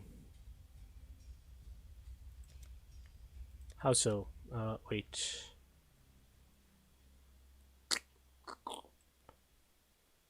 Do you mean make like this so I don't see the landscape at all?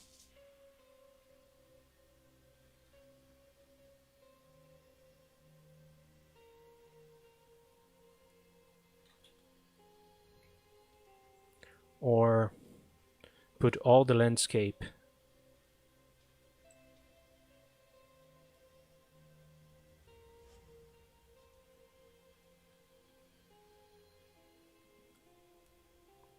I think that's the best way to.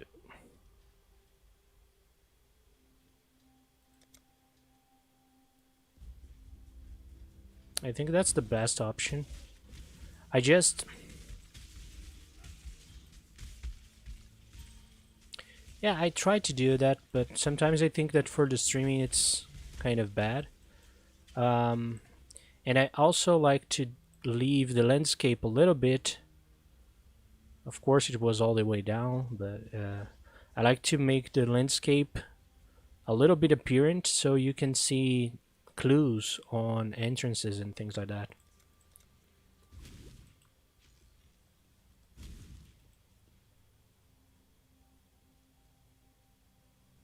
Oh, the zoom, you mean? So, like this.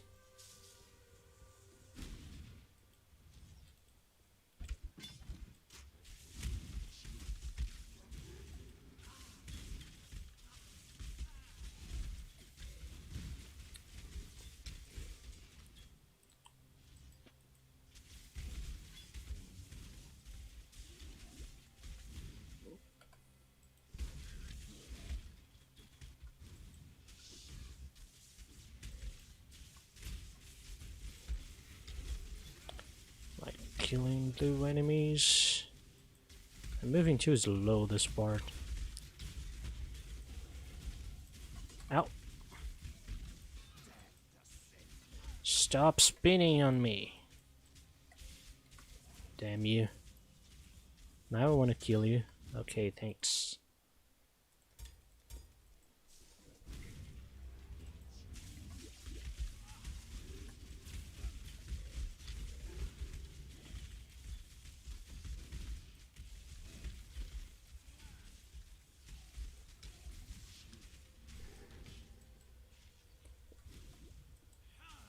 Yeah, but I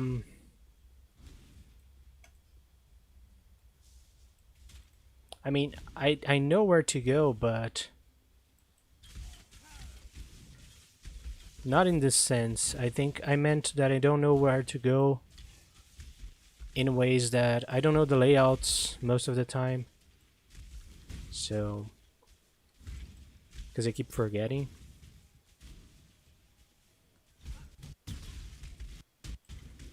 Whoa, whoa, whoa, whoa, whoa.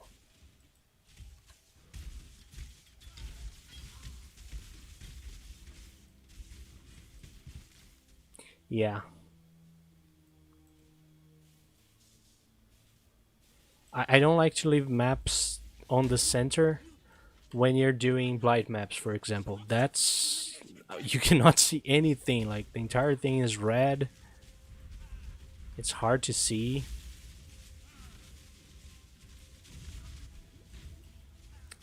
I mean, it's nice that brands becomes... Just a small commentary on brands. Brands becomes something like damage over time to bosses. Because you can only have two attached at the same time, so they do damage periodically. So just cast them, move away, wait for them to do the job.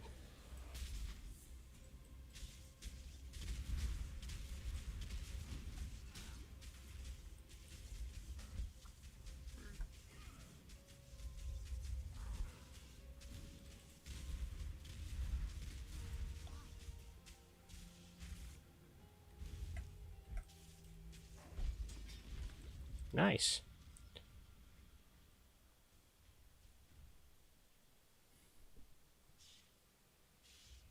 Yep.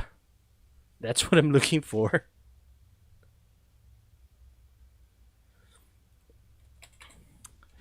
I think that a really strong and powerful build for next league will be a Vortex Occultist using that brand.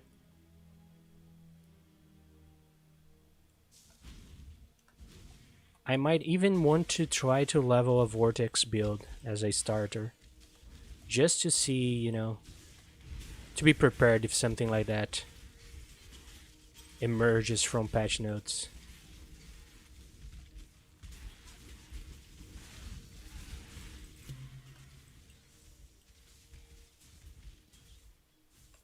Another idea that I had was the... Wait, let me check the name of the build. The Penance build, Penance brand, I think. Let me check. So pathofexile.com / forgot the name.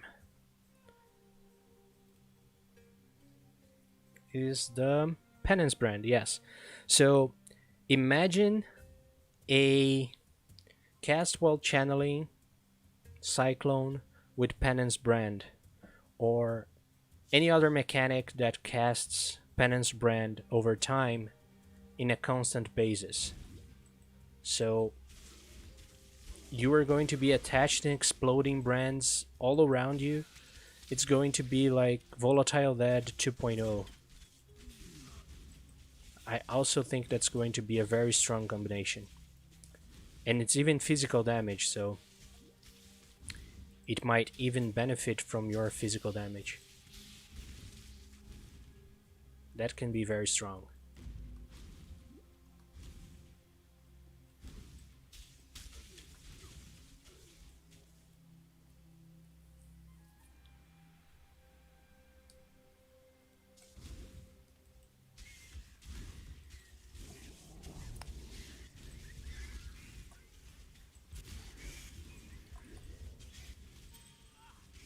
I'm thinking in another way that it doesn't make the penance brand in a 4-link, but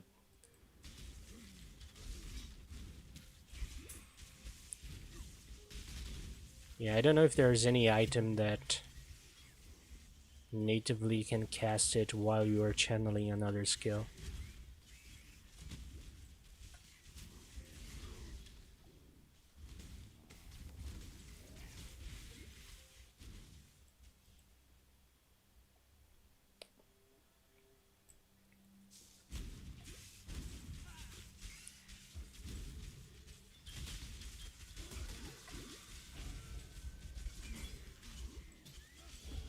I don't know. Now I have so many possibilities of league starters in my head, even without the patch notes,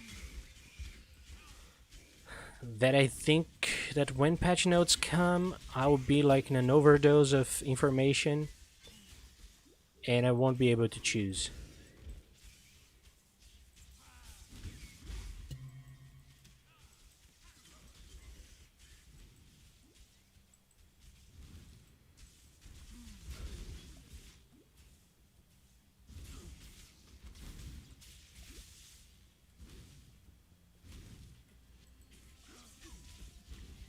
Where am I going?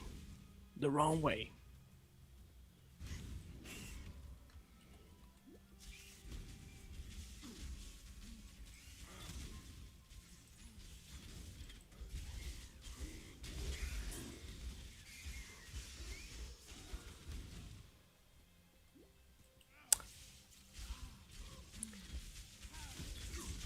Yeah, I mean my top,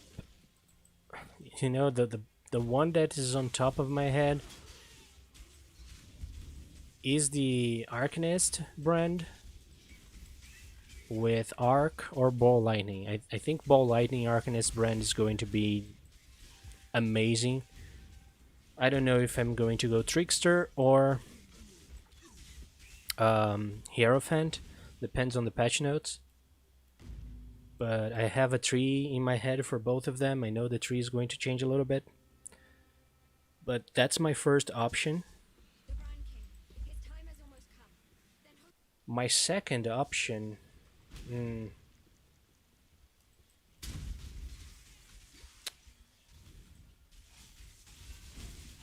My second option would have to be the Occultist, Vortex. Oh, come on, don't waste time with that. The Occultist, Vortex with the new brand, the damage over time brand. Forgot the name already.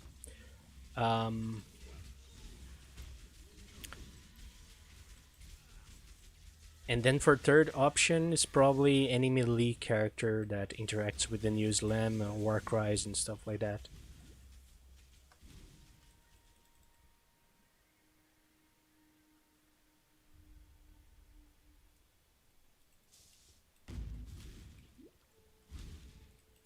But the brand one is my favorite because if it doesn't go well, you can always change for another version. Right? So, like, if the Arcanist brand Ball Lightning doesn't work well or it's not good enough, I can always change for another skill like Arc, like Spark, or something. And even if that doesn't go well, go back to Storm Brand, check it out, see if they nerf something or anything like that. And if everything goes wrong, go Totems. And Totems work, so Ball Lightning Totems or Arc Totems, they work. And Totems are probably not going to be even moved, so I think they are saving Totems for later.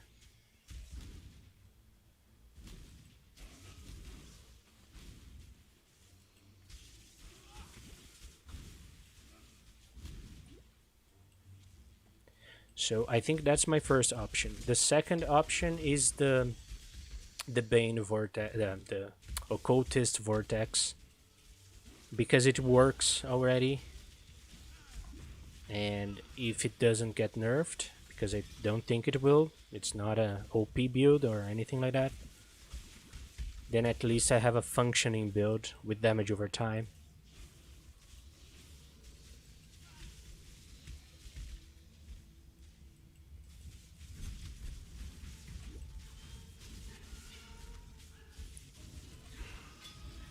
And I can always reroll to a Bane Witch if nothing goes right. So it becomes a chaos damage over time build, which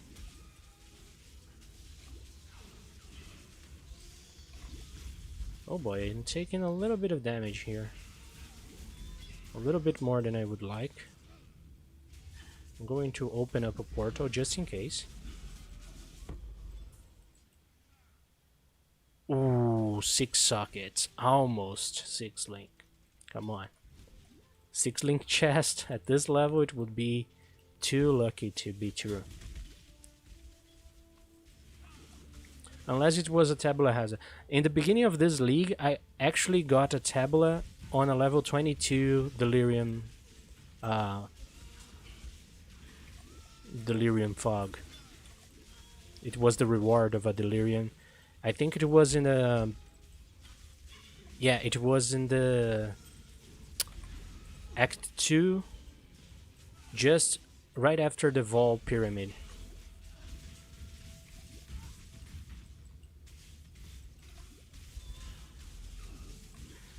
So that would be nice to get in a league start.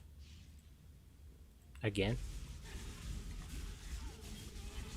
Too bad I wasn't streaming back then. I should have.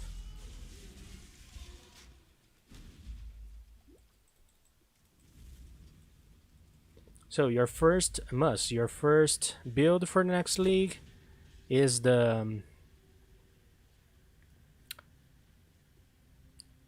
Cyclone Facebreaker. What's the other one?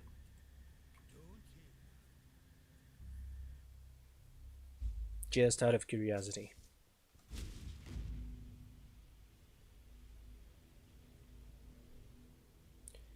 And Kilo Doggy, do you have any preference for next league? I think I'm going to go back and do the skill points. Ball Lightning Miner, yeah, that's a solid one. I don't think they are going to do any changes on it. And it will work pretty well with the new Mechanic League.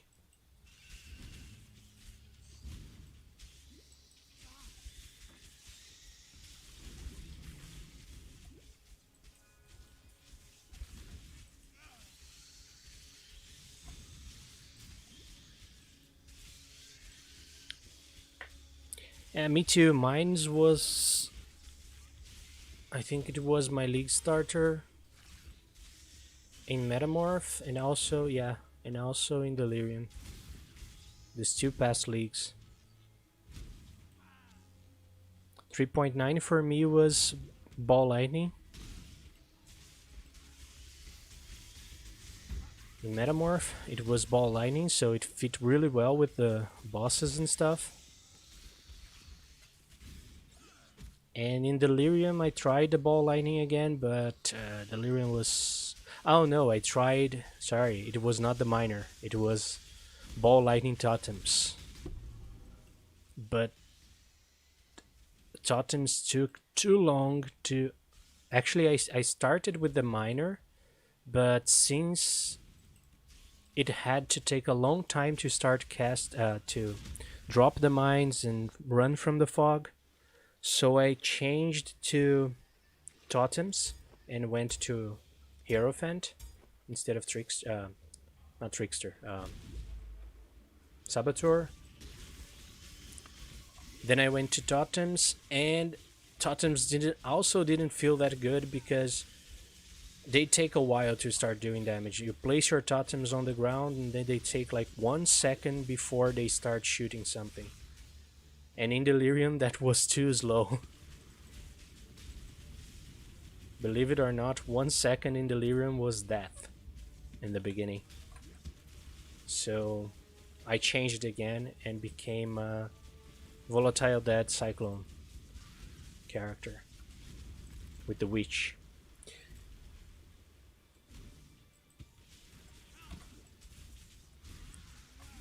Whoa, the fight got pretty intense. Damn it. I'm liking this character. It's feeling pretty tanky. And my resistances are not even capped. So yeah, this feels nice. May humanity flourish. Okay.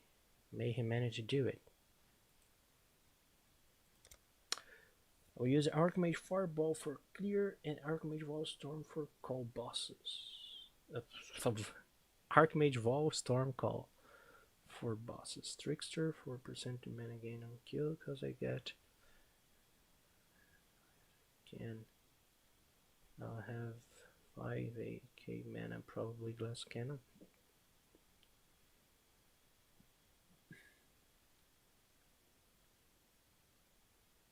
So you're going to use Might Over Matter as well.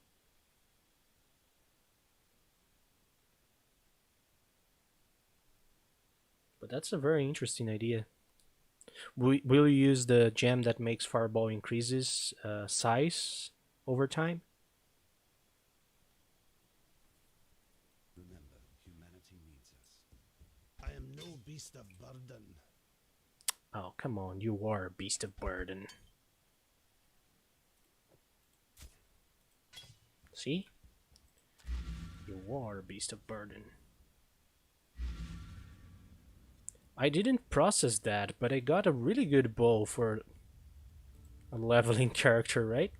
If it was a... Oh, man. If I was playing a bow character, see? I would get a Death's Harp. In solo self-found, nice. I'm even going to put this here. That would actually make me reroll a character, I think, if I was playing solo self-found. I know it's not worth it probably, but I might do it. Yeah. Even with this gem, so yeah.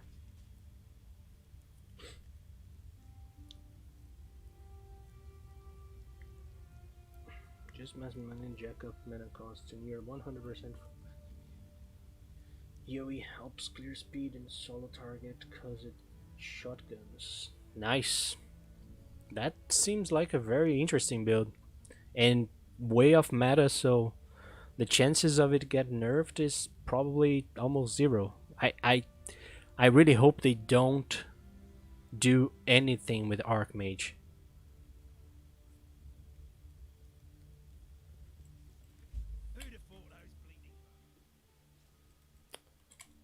Okay, give me this reward.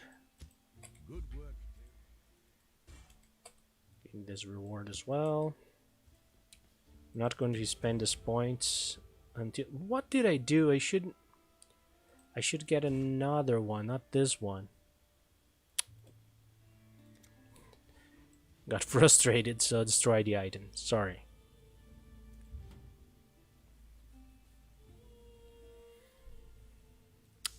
That seems really interesting. I saw a fireball with chain kind of bow build that uses fireballs with chain and chain or fork, I don't remember. But then it also clears entire screens and fireballs keep getting bigger and bigger and bigger, and man, that's beautiful to see. Like the great balls of fire.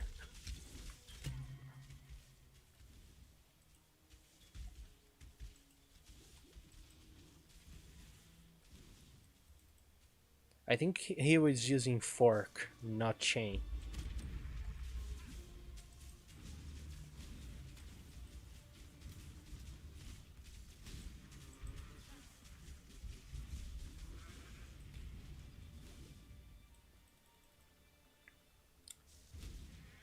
When he was doing delve, it didn't even feel like it was darkness all around him. So many fireballs.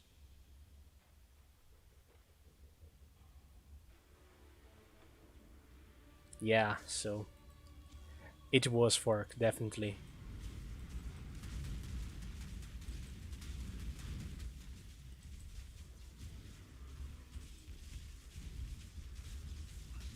I think that whoa, arcane.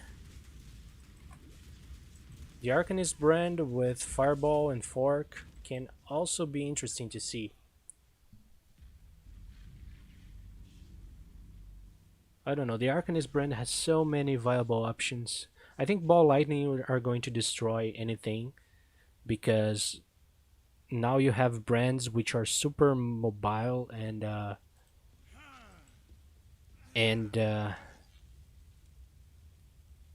they are going to be spamming balls of area of damage, so that can be really interesting to see. But there are other combinations that are good to, create mem builds or even really powerful builds that we never thought before.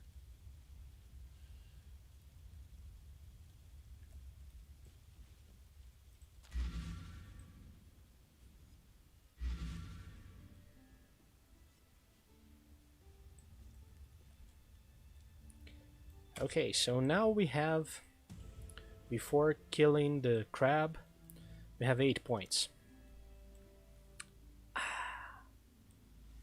Always nice to have a lot of points, then don't know what to do with them.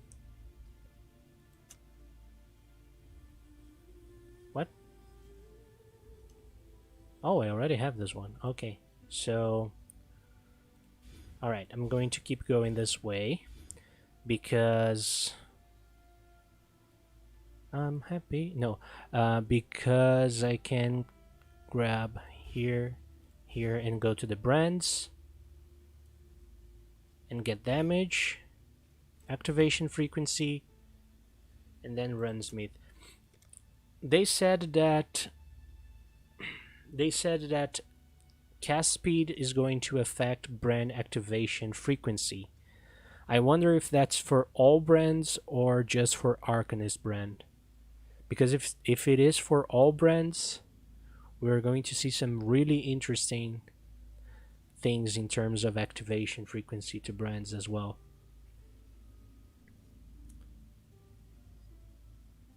I have refound points. Do I need to refound anything? Refound. Not yet.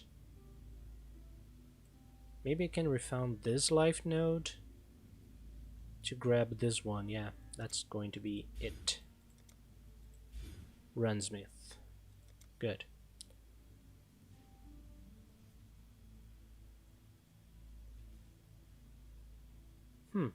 Never noticed that. Because you have specific nodes for brand activation frequency. So I didn't know that affected brands. So that is nice to know. Makes my head hurt a little bit to think of all the possibilities, but yeah. Okay, let's kill the Brine King and keep moving.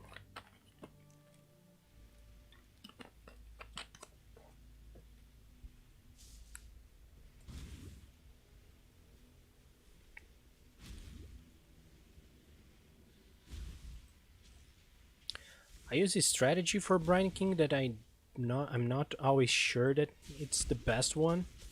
So I keep the map on my left side here, and I try to circulate the map. Sometimes I find it pretty easily, like it's right here, but sometimes I have to circulate the entire map until I find him in the other end.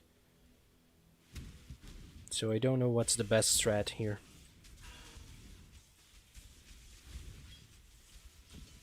I don't care that much because that gives good experience. Since we're level 48, it's level 50 map. We're getting consistent experience.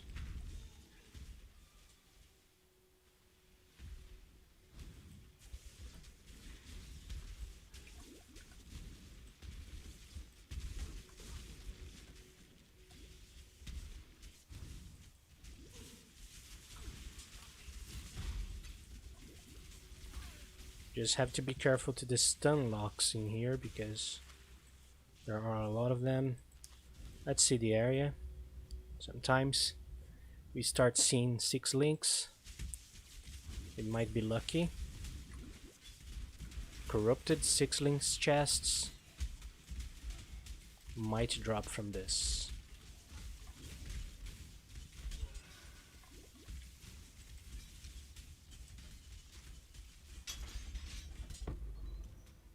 Nope.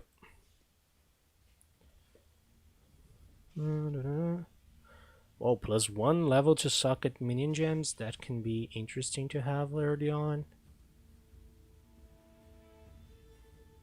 But not enough sockets, so yeah. Vol Arc is good to have early on.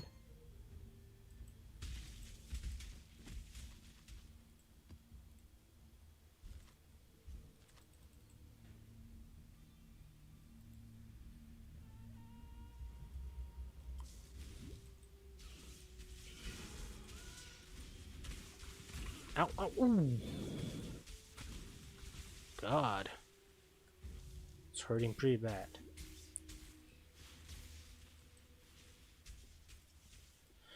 Okay, so the Brand King is a fight that I used to die a lot to it. Now, I still die a lot to it, but for different reasons. The arena is so, you know, claustrophobic.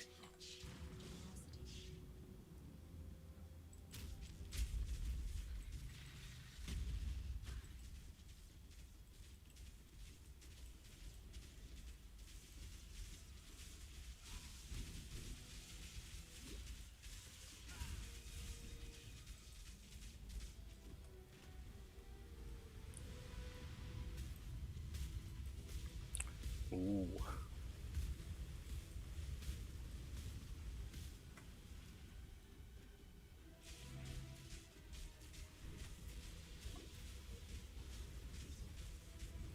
Ow.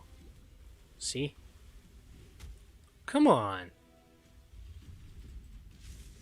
Whoa, whoa, whoa, whoa, whoa, whoa, whoa, whoa, whoa. Get away from me.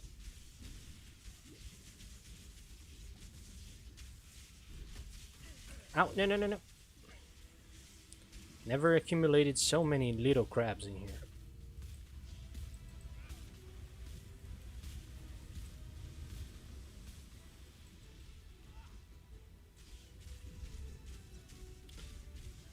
I don't know why the hell they have to make this arena so small with a boss so big.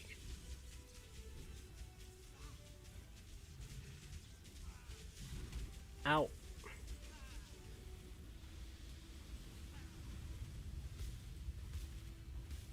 Whoops.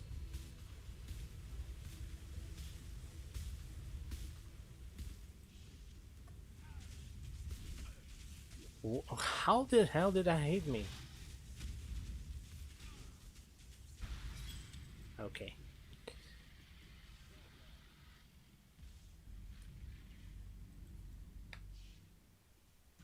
I'm going to talk to him just to get the ascendancy here. I know I don't need to do that, I can do that in town, but anyway. Let's go, mate. Head on to your cuckoos.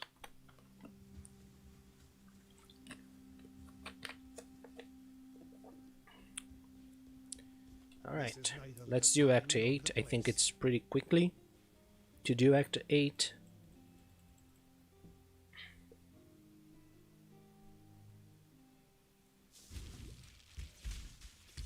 So in here you just follow the road a little bit, go off to fight any freezed monsters like this one. Frozen monsters. Freezed. Found a coral ring. Nice. Then strong boxes are also good. They have a lot of currency sometimes. And then you try to find this quest and go back to the track. Sometimes it's going to be the upside, sometimes it's going to be on the downside.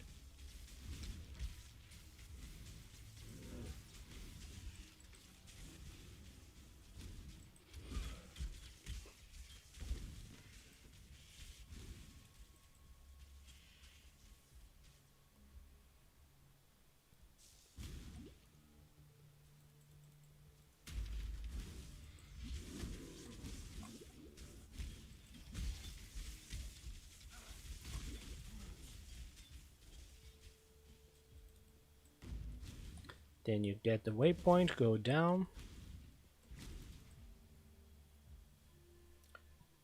Archmage is so powerful, I could use it with Soul Rend. Soul Rend and Fireball are my favorite clear speed spells. Never really used Soul Rend, but I saw who was using it. I saw Titan Killer using it, and also I don't remember who else was using it, but it feels pretty good for clear speed. The way it moves, I know it got a nerf, I think 2 seasons ago, but it still feels pretty good.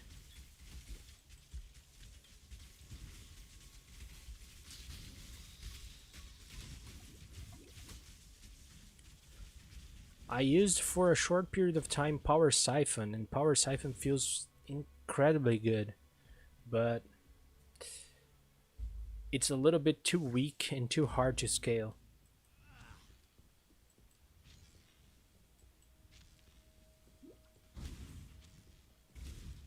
Before the league ends, I'll probably try to level a character with spell. What? Spell casting. It's the the auto casting for spells. Man, my head. I need to check my head for memory lack. I'm lacking memory or leaking memory. I don't know. But it's the auto cast for spells. Casting Bane and Soul Rend together. That felt really powerful. Like Bane for single targets and Soul Rend for clear speed.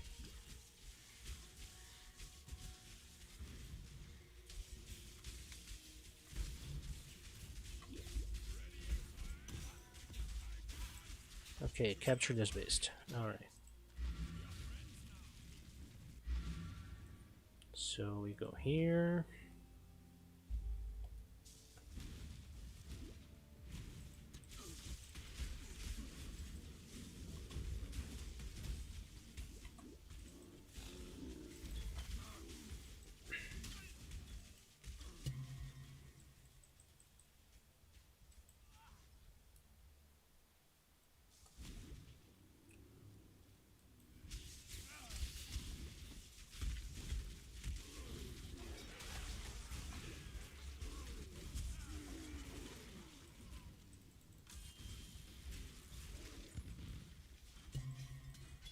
Ooh, a diamond flask. 2 diamond flasks.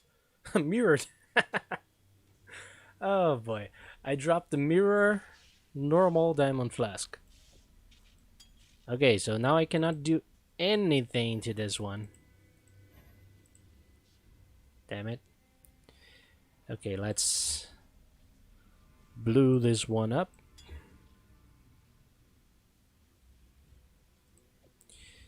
And replaces this one. Give me some break. Come on. Okay, so we doubled our critical strike chance. Now, not that we are using critical strike multiplier yet, but we will. You will. Do you bleed? You will.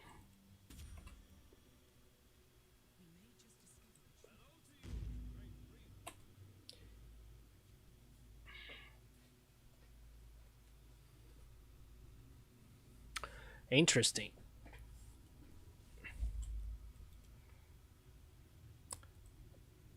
That's an interesting choice. And totally off meta, because people, not off meta in the sense that is bad, but off meta in the sense of nobody will be using it, so you might have a head start in front of everybody. Or having more fun than everybody else who is trying to just be optimized.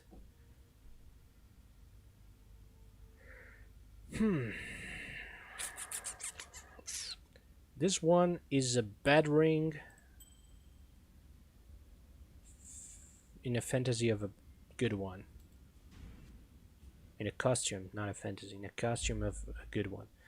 In my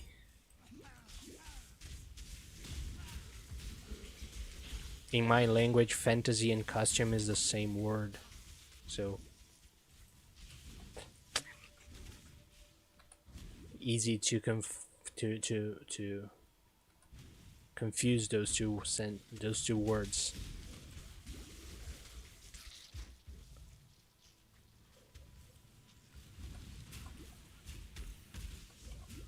Oh, no, no, no, no, no, no, no, no, don't die, don't die. Come on, bleed, stop bleeding. There's a good way to stop bleeding so hard and stop moving. Damn it. I should start to... Actually... Oh, I did some stupid thing. Okay. It's a good one, but not that good. Immunity to freeze, okay. Alright. I wanted the bleed immunity, but that one is not bad, so I won't complain.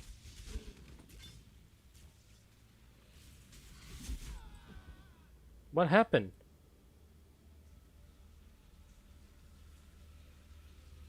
I'll even see that on the playback here because lag happened. Come on. I was not even there. Now imagine something like that happening on hardcore. I would just, you know, punch myself in the eye. In the eyeball. Actually in the eyeball, not in the eye region.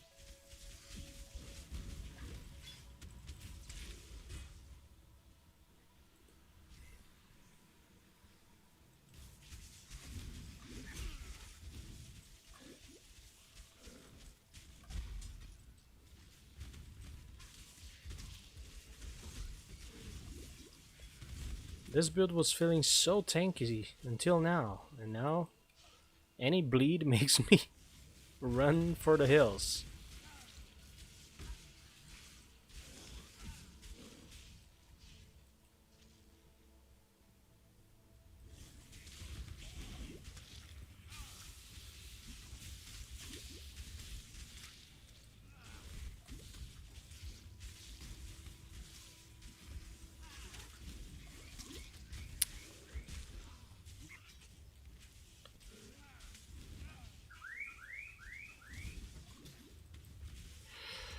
It's good that this league I'll be more prepared. Yeah, I know.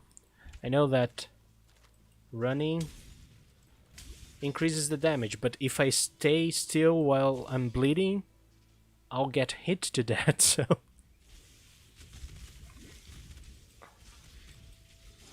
There were not so many options there.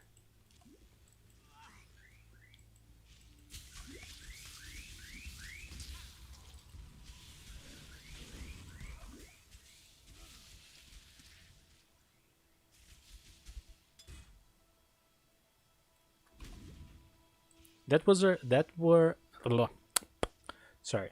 That was what I was trying to do, but I was getting stun locked. So, no, stop.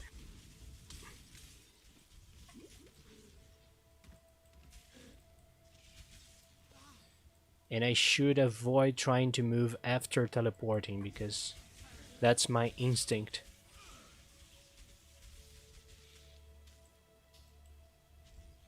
Body swap doesn't consume flame dash stacks? I did not know that. I thought it was shared with any movement skill.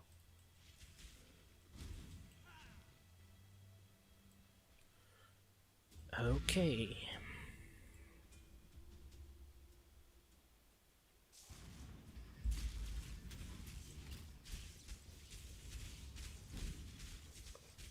Okay, this one, the strategy is simple. Do not get hit. That's it.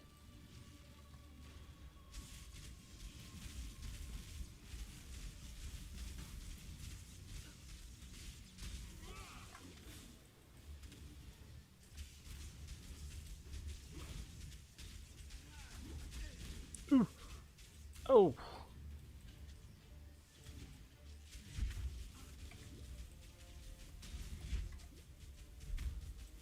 Oh, come on, I'm without flasks.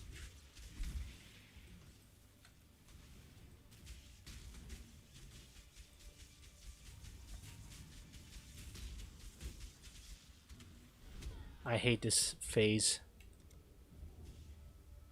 Body swap works with duos that kill off screen because they leave corpses. I know cause I kill enemies off screen with fireball so rare. And they don't share. Body swapped. It's its own thing. Must they changed it. I'll look it up later. But I think I'm not sure about this. I'll have to look up as well. But I think Smoke Mine, Flame Dash, and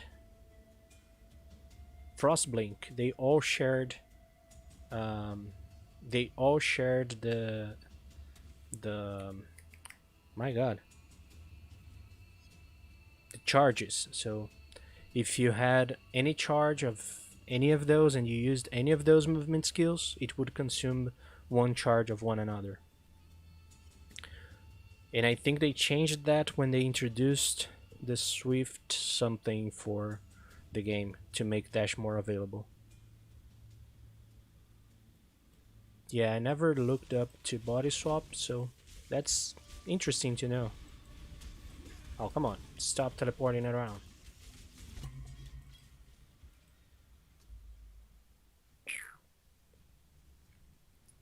I should start searching for a shield that's better than mine. Also a wand.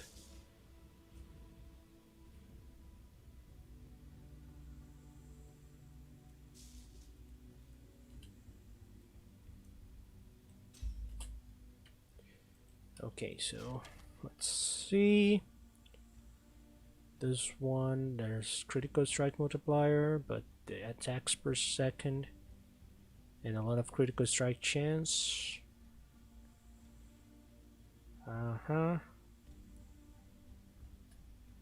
Okay, but I can erase this one completely. And I know it's still level 53, but I can... Oh. So, do I try to apply added lightning damage with the Muttering Essence, or should I try to apply increased spell damage with the Wailing Essence? This one. Boom. Whoa. This one is quite interesting. I think it's a better damage than my current ones.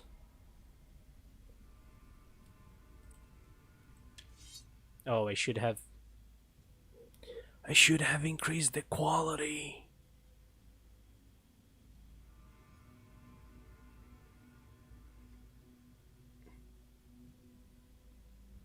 Nice. I'll have a look on body swap. Never used that much, but I'll try to see. And I'll spend 1 fusing, 2 fusings, good. So that can be an upgrade. Whoa. Whoa. Okay. It's not fair to find good attributes on bad items for wrong characters. That's the pain of solo self-found, right? So this shield has +1 level to all fire spell skill gems. This is an incredible stat for any other character that would be leveling fire spells. If I change to Armageddon Brand, that can be good, but... And also has critical strike chance for spells. That's a good shield to start with. I mean, it's not a whoa, what the hell, but it's a very good shield for solo self-found starter.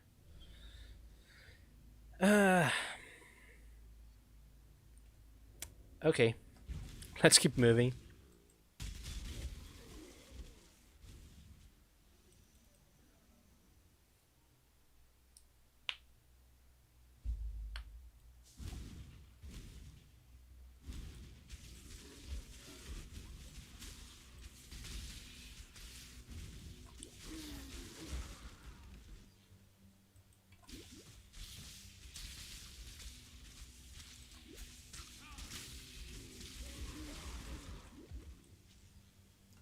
Yeah, I remember using body swap with Poet's Pen on builds with Poet's Pen in the past.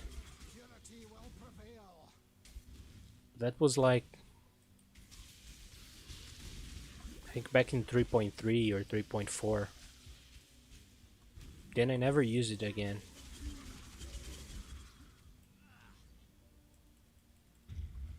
Okay, ascendancy time. No, what, no.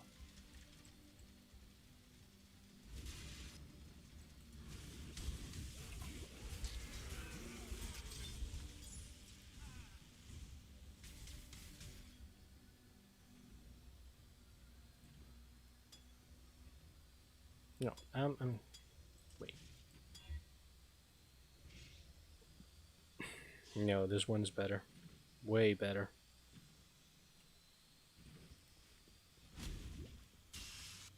Ow. Ow, ow. Ow. Ow. I managed to run into all the traps. That's my playstyle. I don't try to avoid anything. Not because I want to, but because I can't.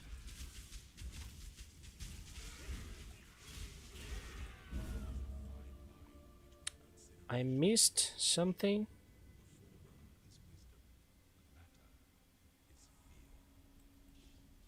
I missed something.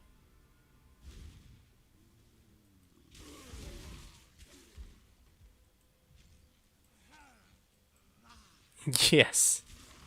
I do that all the time. That's why I suck in labyrinths.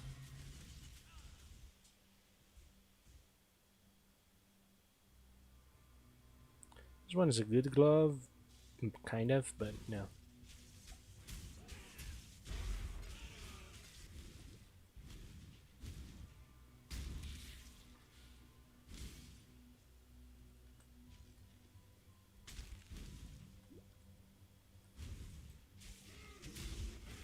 For me, this is the most boring part of the game, the traps. I don't care for them at all. And I'm glad they don't exist in the majority of the game.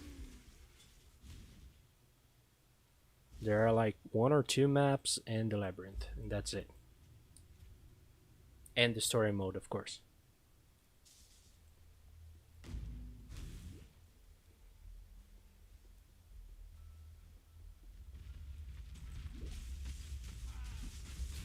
If at any time they do a trap league, I'm probably going to avoid that league as hell.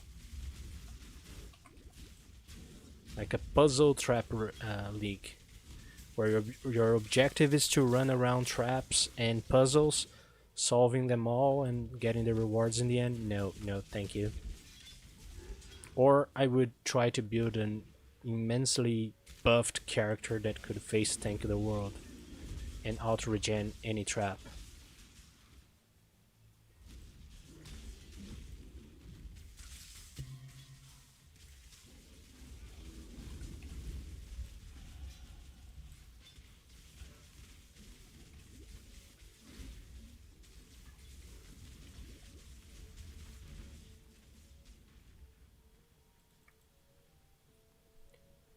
Slow down, breathe, and find your key for traps. You will never get it when you are nervous and running really fast. Yes, but as you can see, traps, they run in the opposite direction of anything in the game at all. So anything in the game at all requires you to be as fast as possible or do the most damage that you can as fast as possible. But traps, no. Traps you need to analyze, you need to... Okay, now I can go, now I can go. Or, now I can click something and make it work. The first time I challenged myself with a puzzle in the labyrinth, I mean, I like puzzles. I like to play Sudoku, I like to play games like that, but my god, that trap got me stressed because I'm not playing a game. That puzzle got me stressed because I'm not playing a game with a lot of puzzles. The puzzle of the game is the skill tree and how you play your character, you know? I should have hide. Okay, sorry. That was not smart.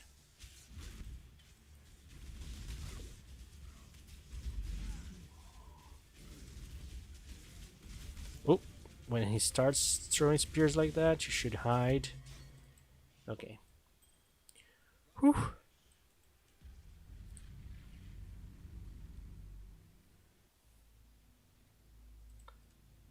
Alright. This linear... This ring is not good. Whatever.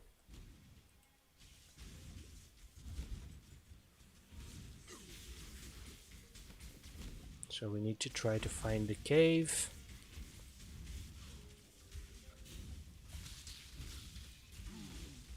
The cave is here. Leave the portal. Keep going.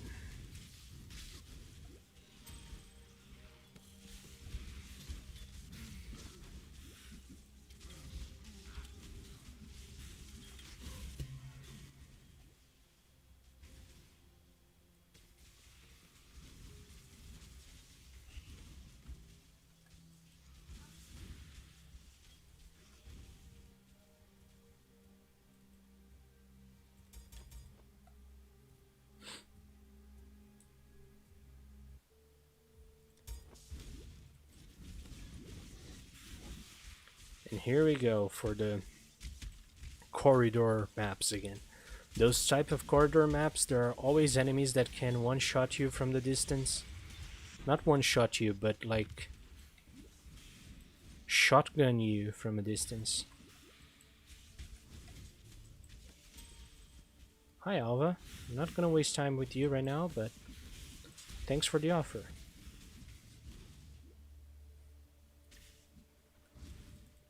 I'm not just in time, I'm too early. You were too early.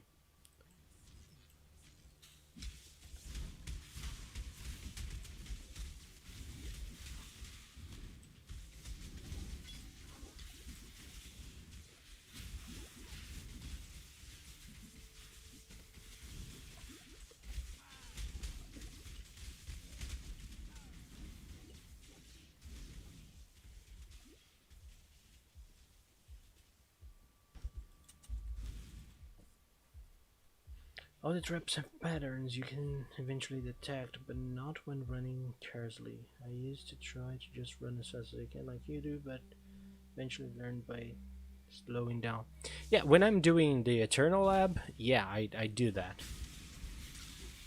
Because otherwise, you lose. I think that I do all of that just because I'm playing softcore mode, and dying just means like losing a few seconds and going back to the place.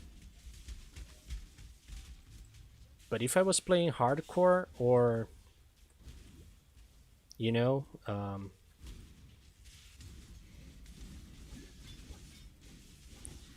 the Uber Lab, like if you lose you have to restart the entire lab, yeah, then I'll be playing much more carefully.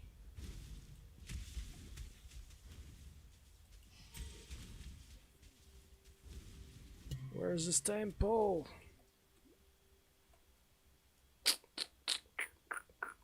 Okay, so it needs to be down here. Good. Go back to town. Ooh, almost died. Now we go to the dread ticket.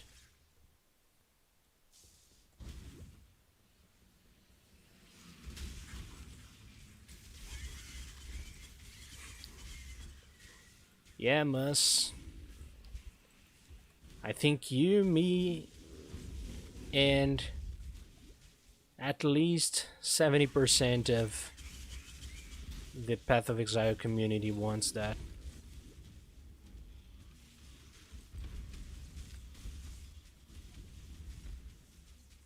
I mean, if Lab continues in the first story mode, but not in the second, I'll probably play in the second, in Path of Exile 2, all my characters.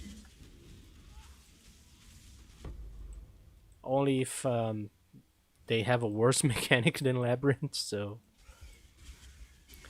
Now, imagine that in Path of Exile 2, they do something like, well, in Path of Exile 1 you have the Labyrinth, and if you want to level any ascendancies from Path of Exile 1, you have to go through the Labyrinth. But if you want to run the ascendancies from Path of Exile 2, you will have to run another thing that the story throws at you. But this another thing works like that. If you die, you lose your character, and inside this mechanic only you're playing hardcore. So yeah, then the Labyrinth doesn't feel that bad.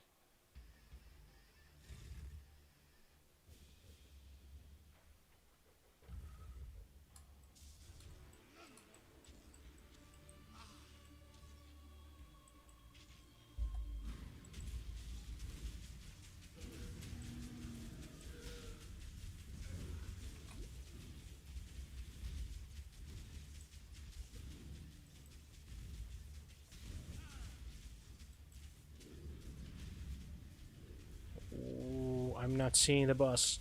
Damn it. Okay. Died. How many more?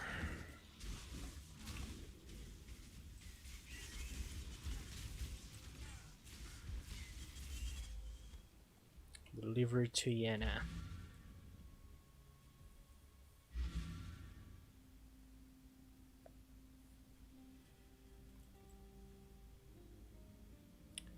Okay, so now we talk to Yenna. I'm going to store this shield.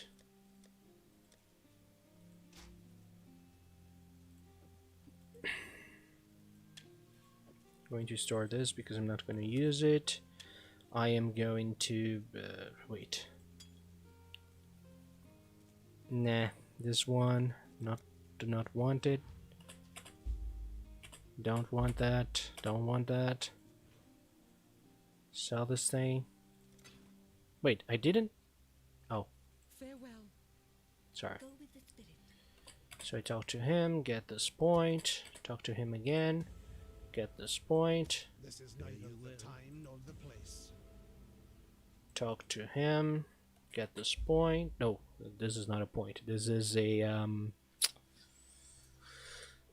endurance granite flask. Yeah, I think it's better than the diamond flask for now.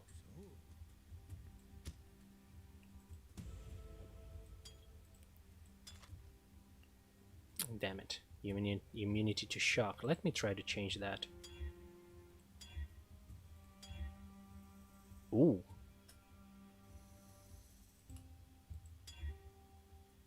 Okay. I can work with that.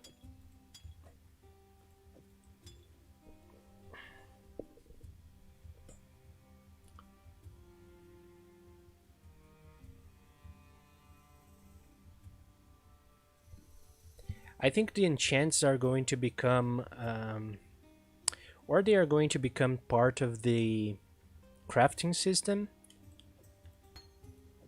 So I think they are testing this crafting system to see how players still feel about the labyrinth itself. But I think that eventually they are going to migrate the enchantment system to an itemized system, so you can trade, sell, better chances to enchant items and stuff like that.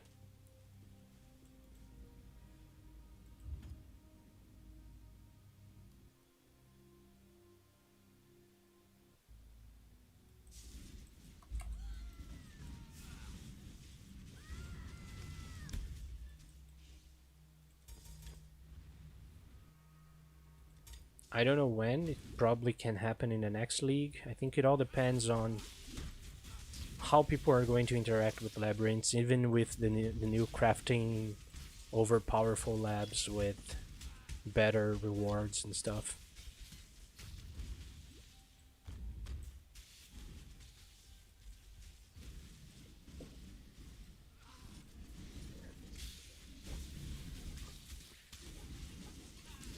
Ooh.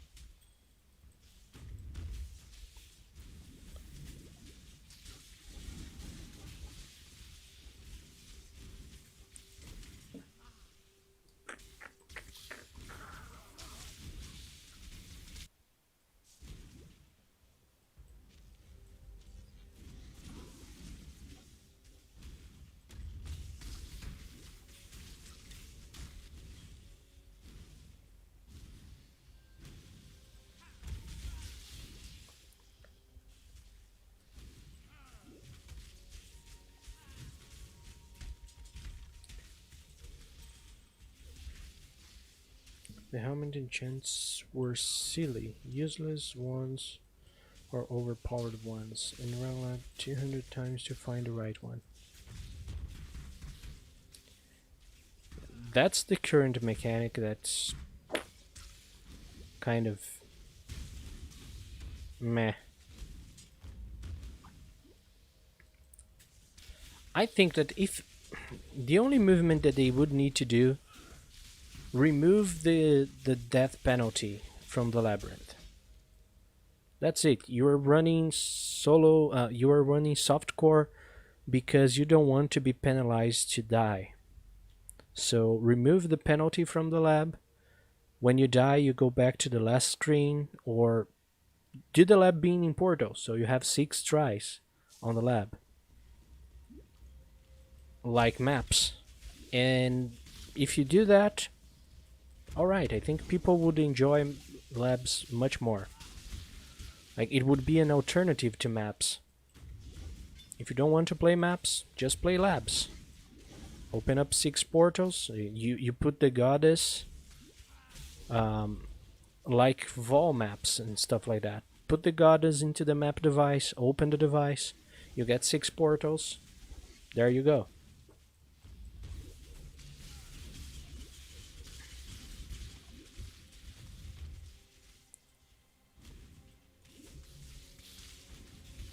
I wouldn't mind spending portals to appear in different parts of the temple. The lab, sorry.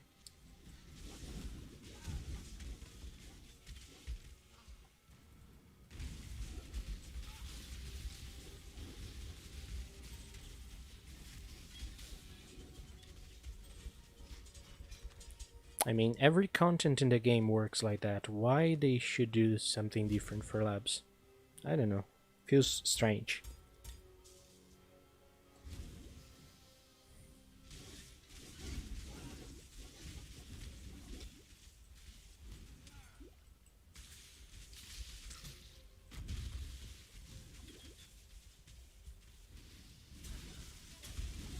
But I'm pretty sure the dev team already discussed that like thousands of times, and if they didn't decide to change, that's because it was a design philosophy or something like that.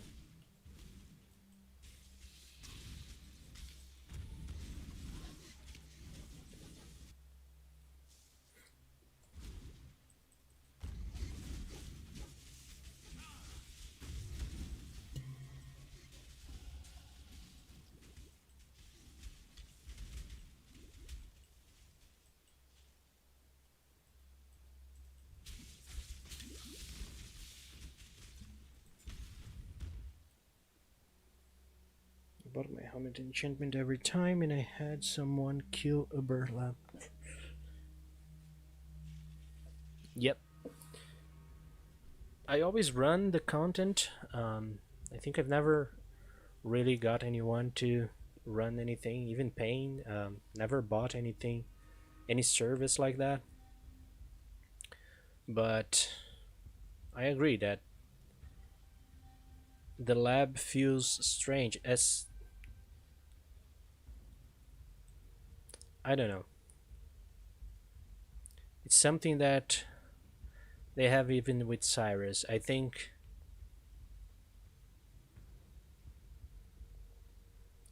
Cyrus being resetted every time you fail him feels the same as the lab. People don't want to try to run Cyrus because they know that if they fail, they will have to do all the guardians again to get to the Cyrus one more time. So that's a very long and tedious process for some people. Like, if you spam maps, you can do it in 1 hour, but if you just run maps normally, it would take you like 5-6 hours to get another Cyrus. So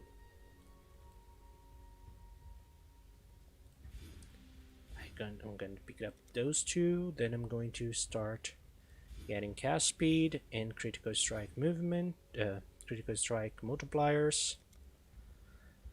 I'm going to increase, let's see, I need fire and cold. That's exactly what we are going to get here. Fire and cold resistances. Good, so we are more up there.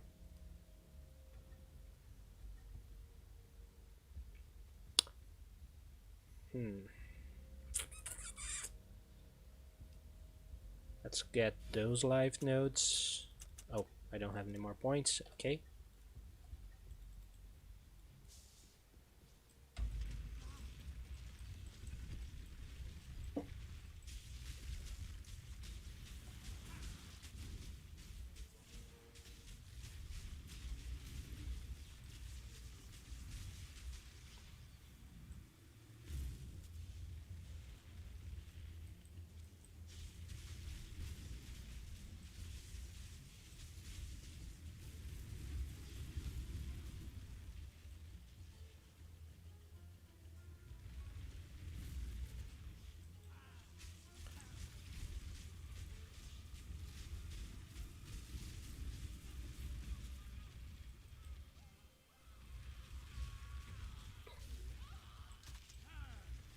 This scene made me so scared the first time. I was like, oh my god, she just. I mean, the guy. The guy was crazy about you. How could you do this to him? But then it's like a Black Widow, right? So that makes sense. Some people make boss killer tunes. Eventually they kill bosses for cheap gear, but do it slow with not much damage. Yep. I have seen a few of those, and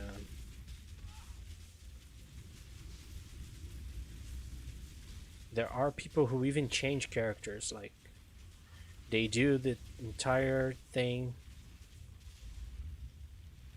So they do the entire map session with their Zoom Zoom players, Zoom Zoom characters, and then change the boss killers just to kill Cyrus and repeat. I want the mechanic to not get stun lock ever again.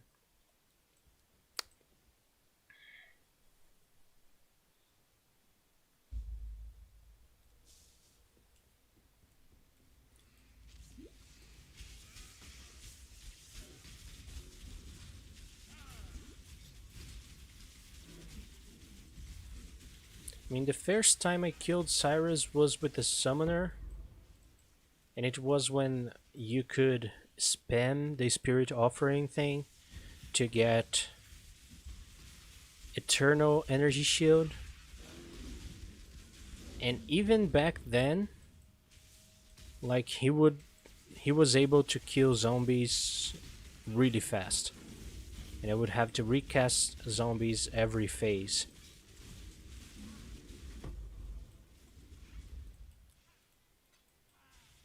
But this last league, there were a few times, depending the day, there were days that I was paying attention. Oh, nice. I was paying attention to the game and everything, and killing him was like really easy because I knew the mechanics, I knew where things were going to spawn and stuff like that. But there were some of those days that your attention is lacking just for a fraction of a second, and then he kills you the first time. Once he kills you the first time, you know, there's this bright part of your brain that says, "Oh, here we go." And then I was with a character like level 95, almost 96, and lost all the experience and had to start all over again. That's when I decided I wouldn't level a character to level 100 this league because it's too much trouble for, you know, not enough rewards. Actually, you can play it safe and level a character to level 100 without facing any hard content in the game. People who were watching even suggested me to pay for people to kill Cyrus for me, so I wouldn't have to face him and, you know,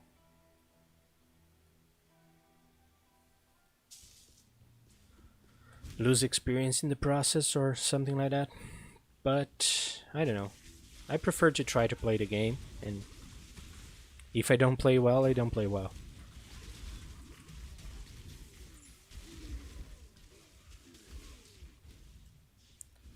I just don't like when things seems a little bit unfair.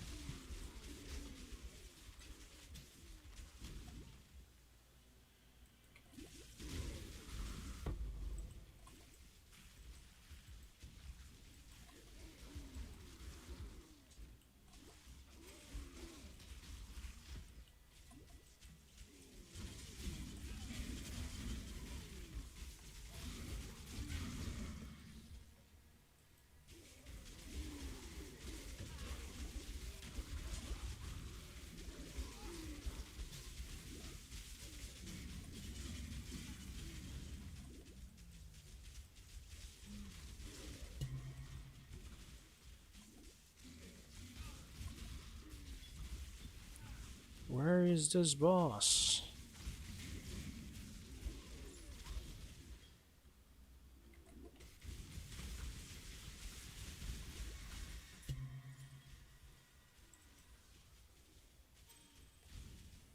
Oh, here it is.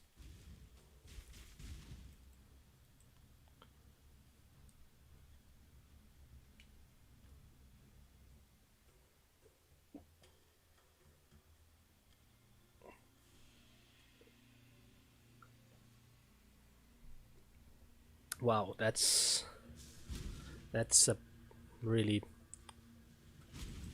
I mean,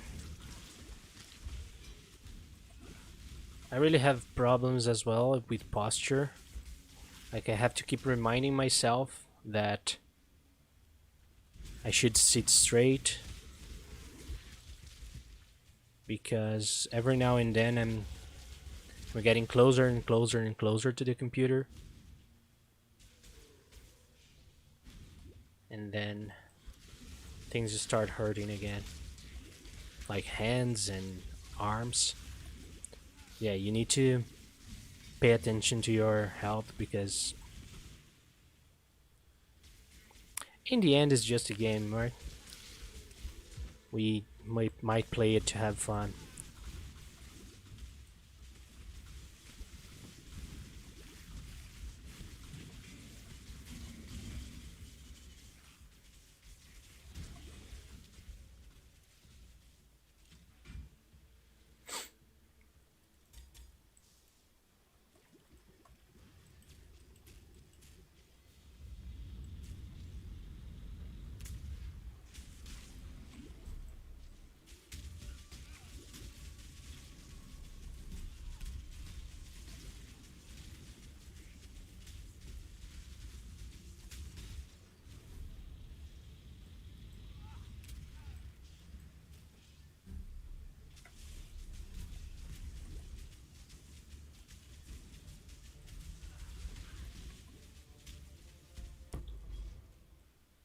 Nice.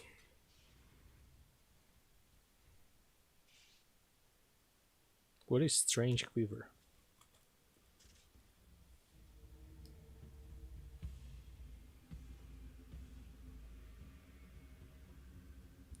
Yep. Speaking of which, I might do a hand stretch right now.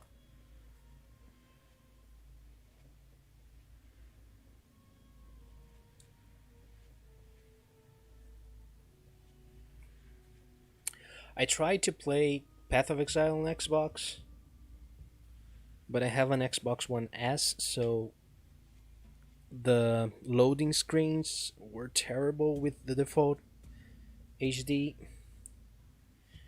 I think with SSD it might be better. But the inventory management is really bad on Xbox.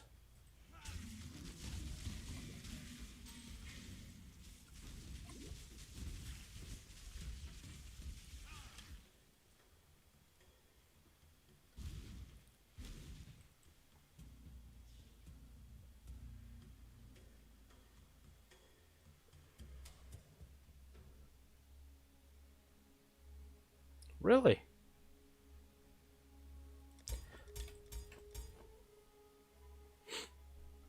I just played a little bit of it. I thought it was okay. I mean, I really think they missed a lot of elements of Minecraft, you know? They could have explored the franchise a lot better and actually make you build stuff. I know I didn't play the entire game or anything. I think I played for 3 or 4 hours tops.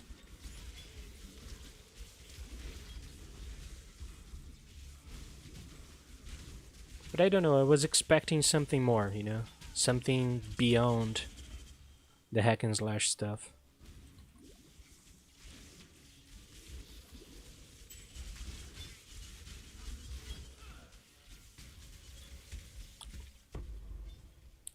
I think I played Minecraft back in 2010, 2011.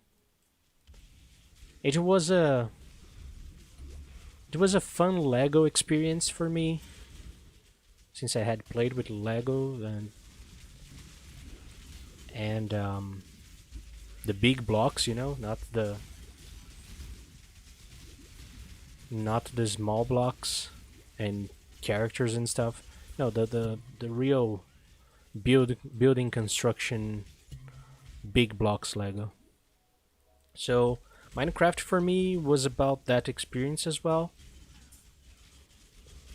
I know it grew apart from it and Microsoft bought it and it was a totally different thing, but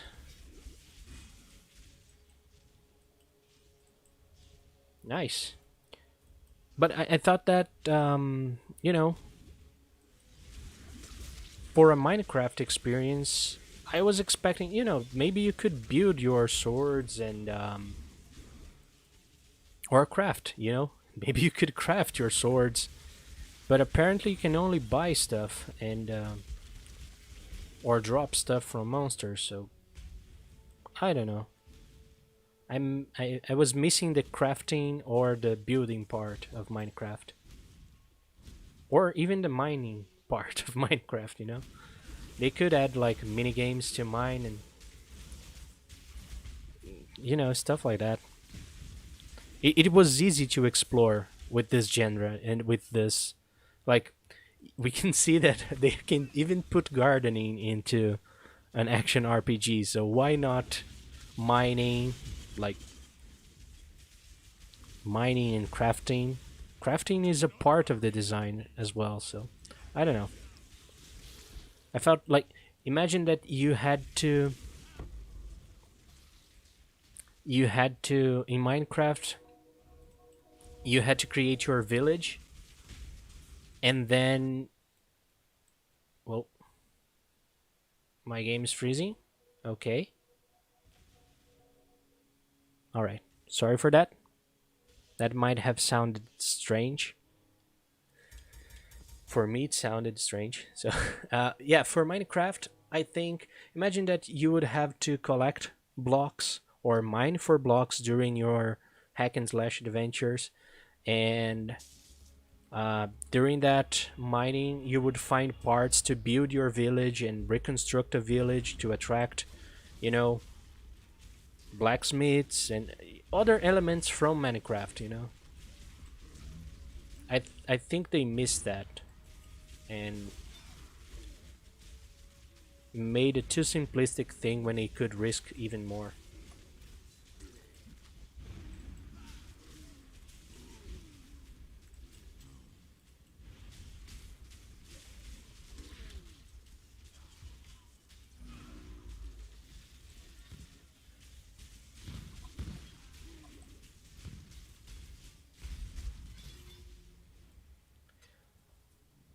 Yeah, that part from PoE.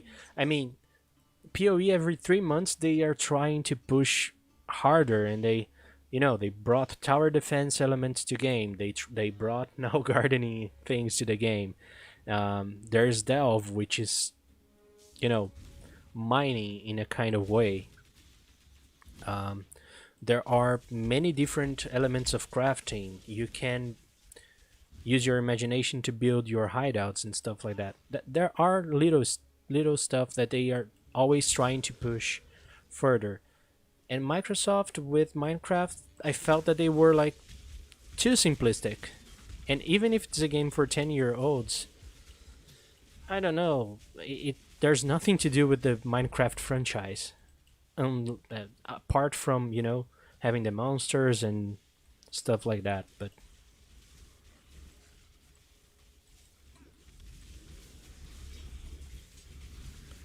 I know there's still space for development, and they can bring those stuff in the future. But nah, it was kind of mad to me.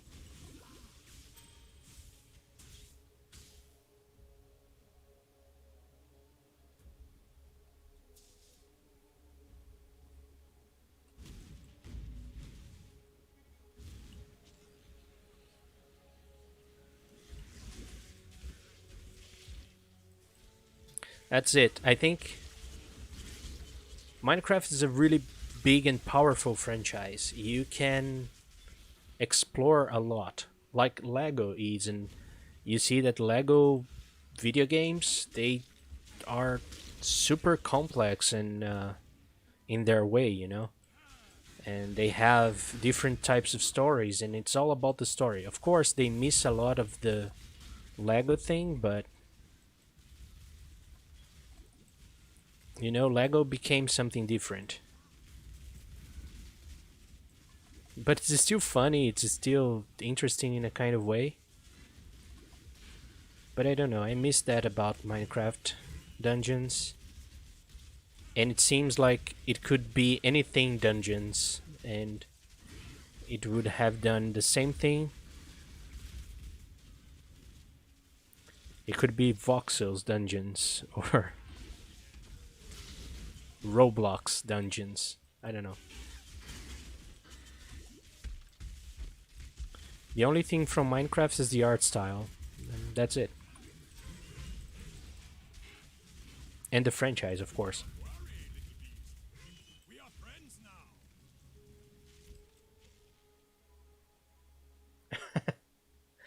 Oceanfront property.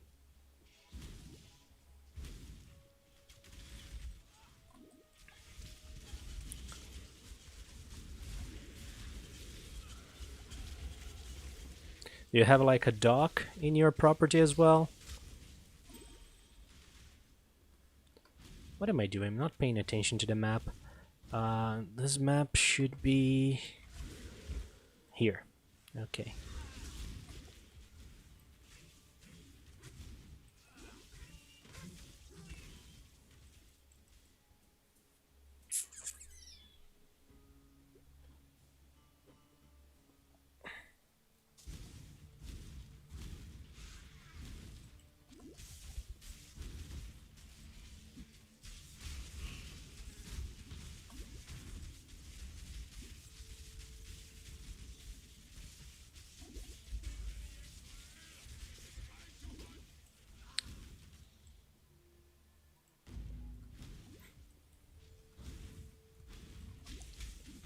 Yeah.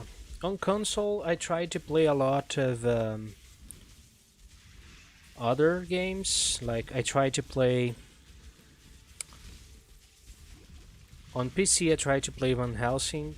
Didn't like so much of action RPGs.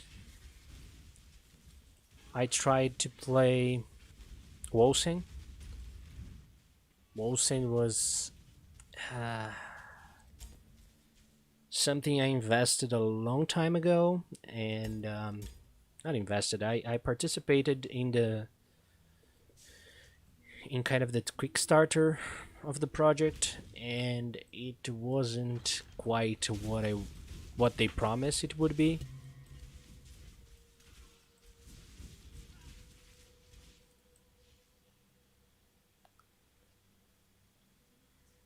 Free Golden Gate next to my oceanfront property in Minecraft. Interesting.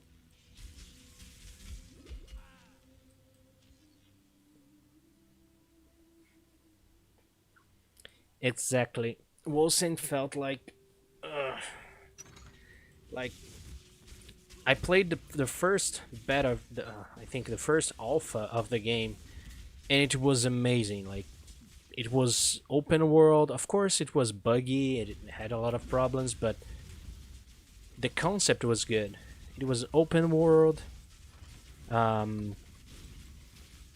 It had a lot of. The story was not linear. They promised a non-linear story, which you could, you could explore different things and go for different sides. And in the end, they delivered a game which was pretty much a single side story. Go from point A to point B. The bugs were still there, a lot of them. The character personalization was gone. Although that was not a big problem for me. But everything else was. Like, you couldn't play online. I still can't. Like, servers from South America are really crappy. Like, things happen way after you do the actions, and since the game has a stun lock animation, so if you press a skill, you'll have to wait until that skill finish to do anything else. So melee feels terrible in the game. And spellcasting also feels terrible, because if you're casting a spell, you cannot use a potion, and anyway, there are a lot of problems. I felt like I really wanted Wolsing to be something good, but it can be. In the future, it can be, but right now, kind of meh as well.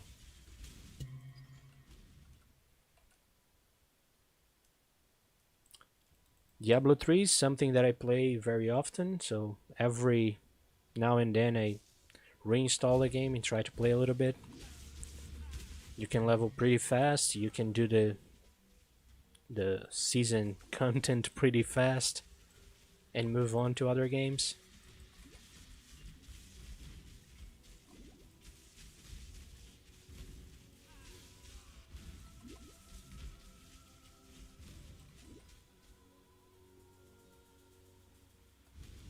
But on console, I think the menus of Diablo 3 is better optimized than any other action RPG I've ever played.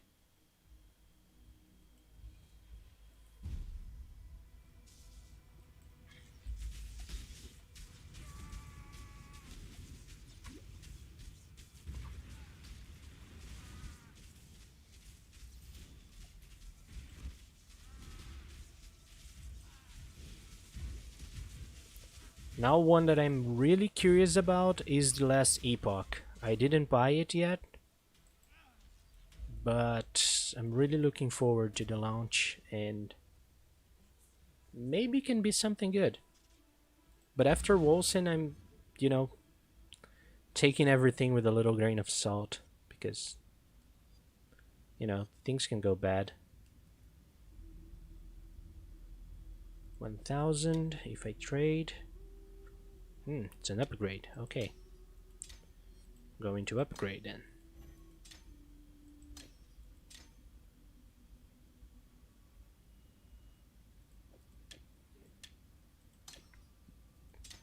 This one is even better. Okay.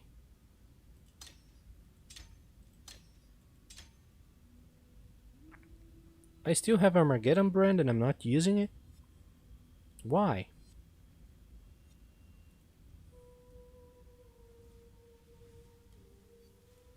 The cast speed is really good though.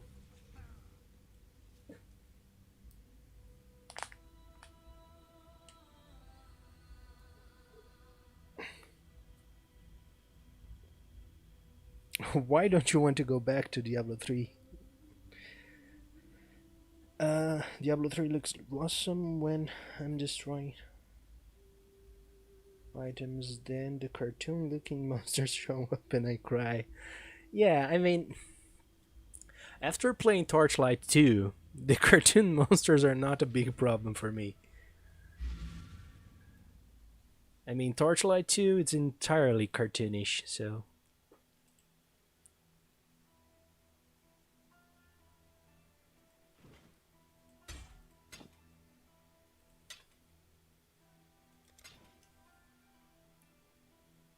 Tomon reward. Gimme. Thank you. See you.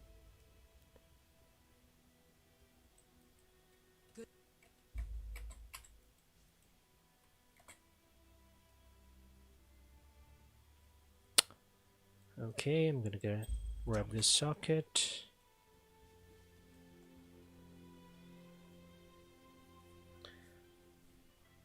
Done literally everything the tree has to offer. You can do Greater Rifts 115 within the first weekend. Sure, that's it.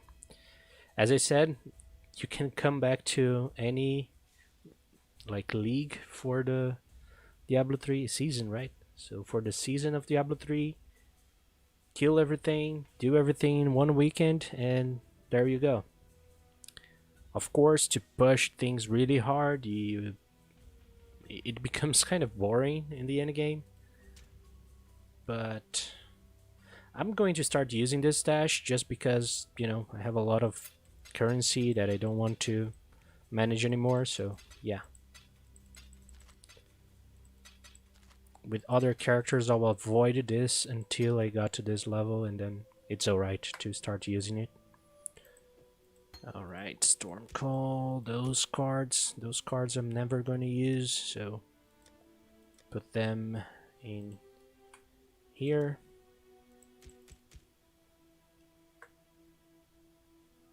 And fragments. Okay.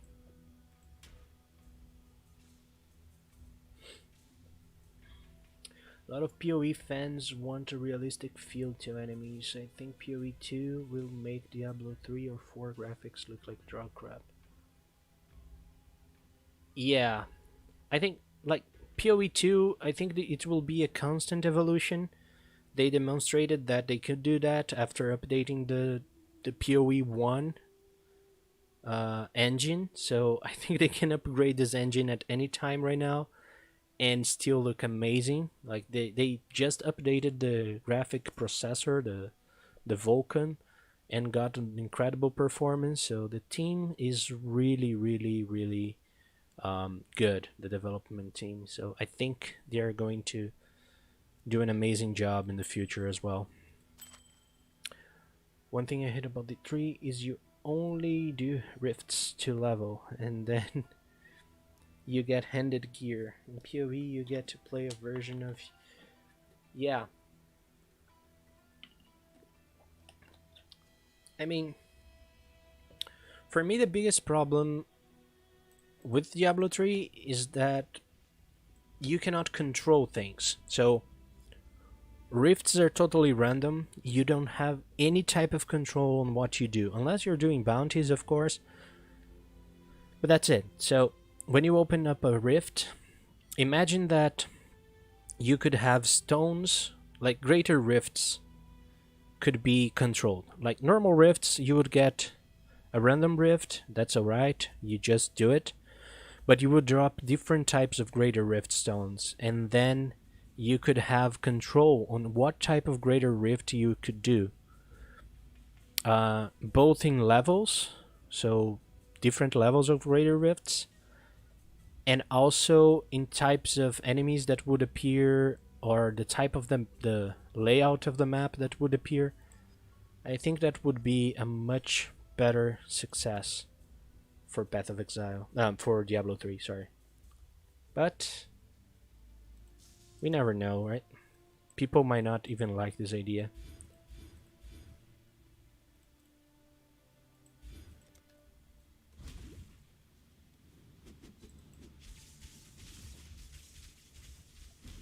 Death to sin.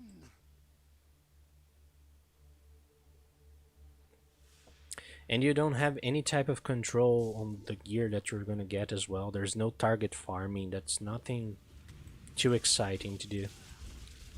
The only target farming is the bounty caches. The rest is not interesting at all.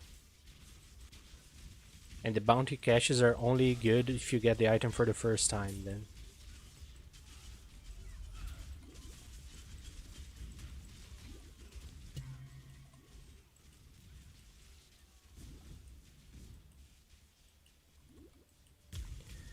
And in terms of Diablo 4, I don't know. From what they showed so far, it didn't got me hyped. I mean, the items feel pretty much the same as Diablo 3. I don't know if they are going to make itemization that good. What makes PoE that great and makes people coming back, it's actually the itemization thing, you know?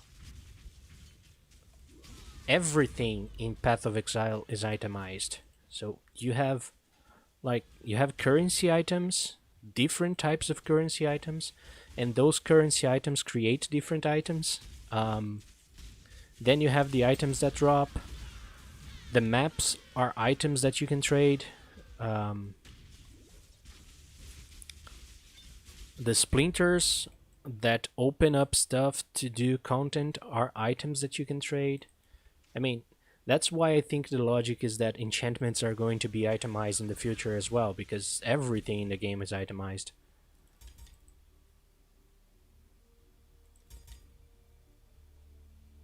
And Diablo 4 seems just like a Diablo 3 on a better graphics engine with a different story and different characters to play.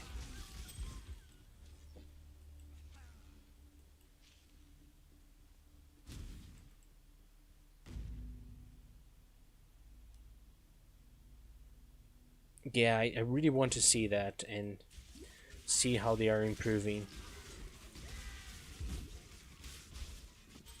if they don't make an economy and, you know, a way for people to trade items and make the items have any kind of value, like itemization, good itemization. I know that PoE is very complex and it can be overwhelming to understand all the items and learn to deal with all the items. But it's so much fun when you do. It took me like 3 years to finally give up and start learning the mechanics and starting having fun with PoE, because I tried for many times and said, nah, it's not for me. But now I fell in love with the game.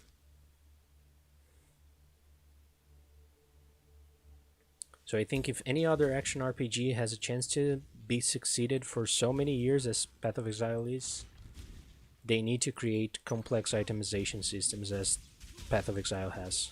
And even Chris Wilson, I think, said that one time.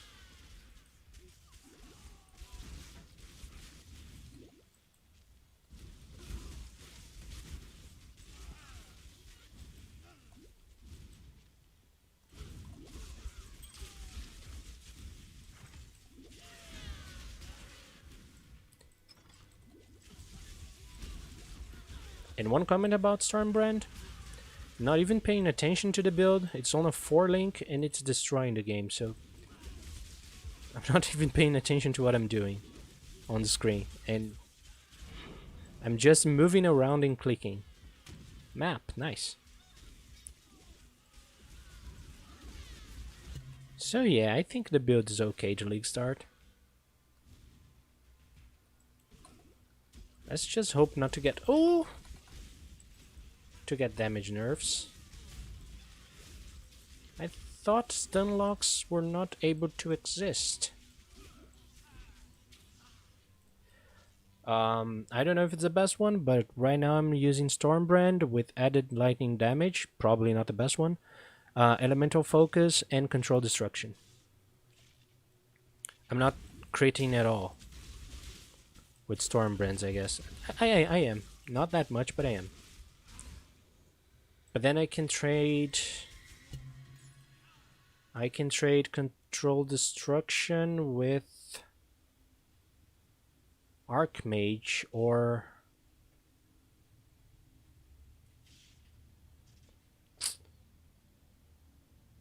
anything else.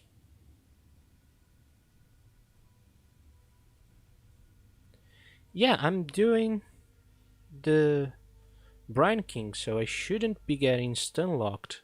And I was, anyway. Maybe I got frozen and didn't realize.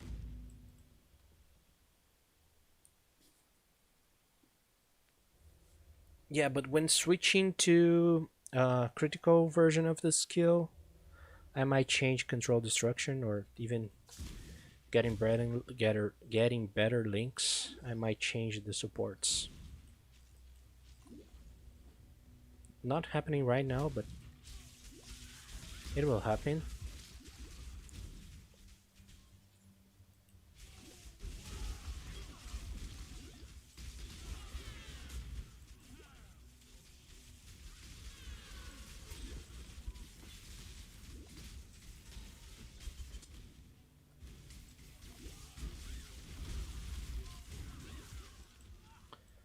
I think, just to be a little safe, I'm going to get Mind Over Matter now. You know, just to block a few stuff.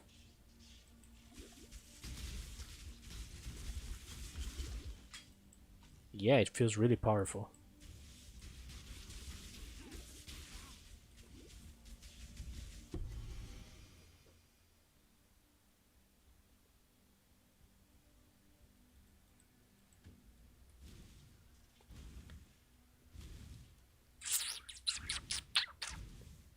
Now I think I'm okay with my effective life pool.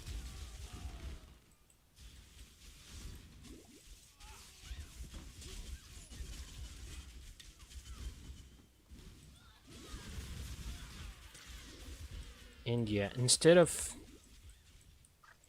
thinking about it, instead of going this way, I should.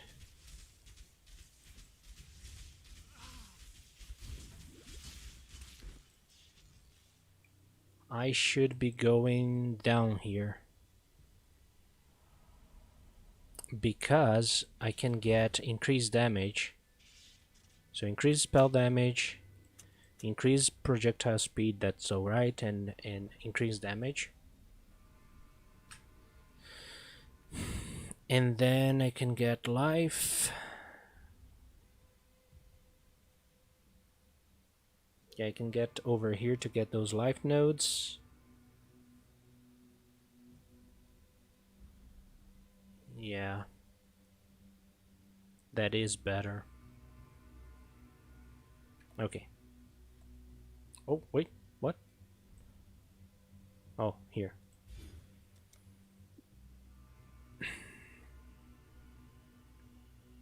I'm not going to sacrifice life right now because my damage is quite okay.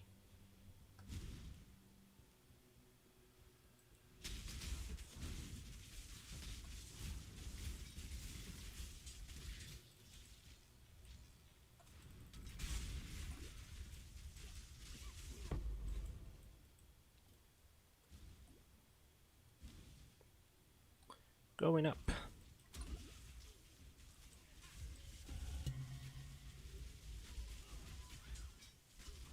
Oh, stop. Even without moving, it wasn't enough. Even without moving in mind over matter, I still bleeded to death. That bleed effect is pretty bad.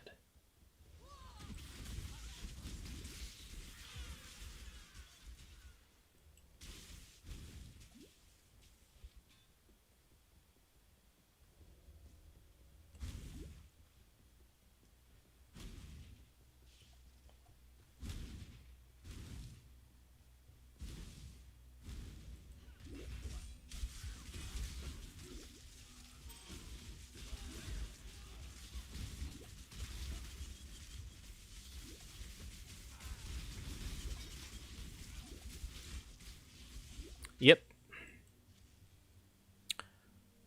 It's just that on a league start solo self-found, it's going to be very hard to get the corrupted blood.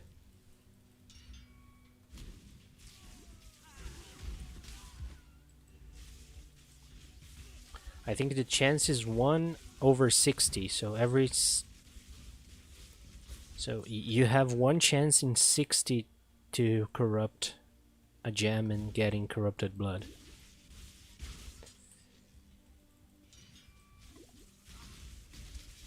That's a very low chance.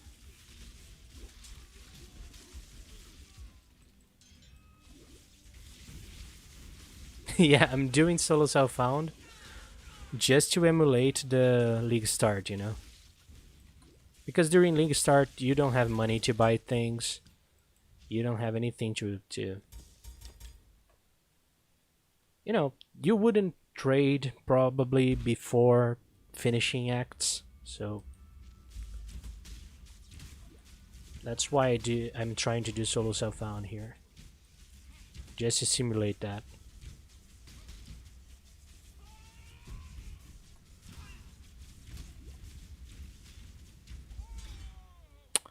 Nice. Now we can...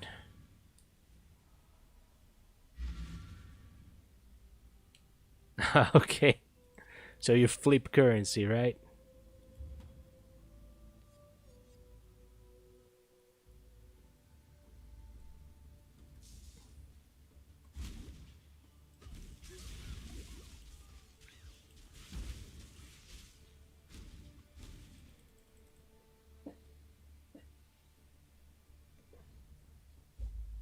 Stonks.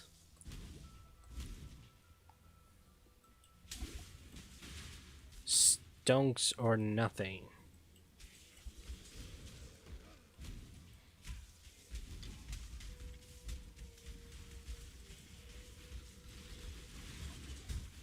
But I don't like to play. I don't like to play that in the beginning of the league because I get confused the stonks and I end up losing money. So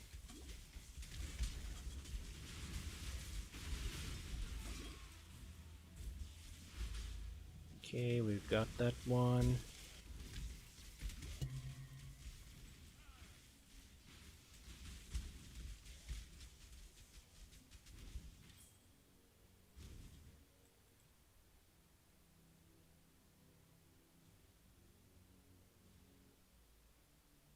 That's an interesting approach.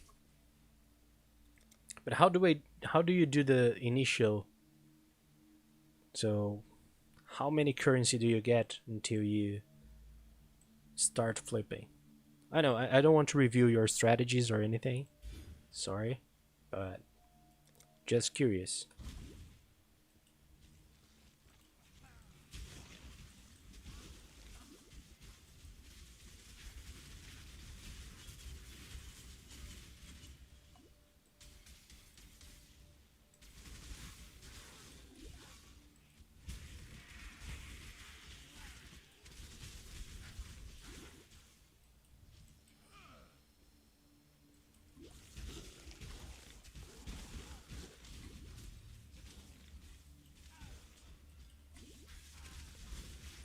Let's try to get this quest.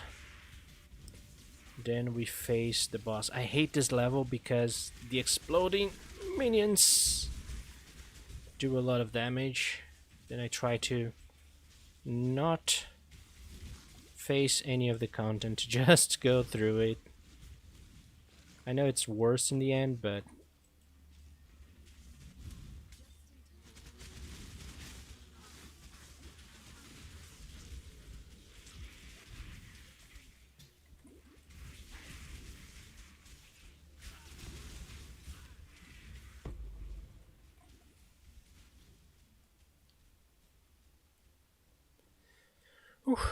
all right.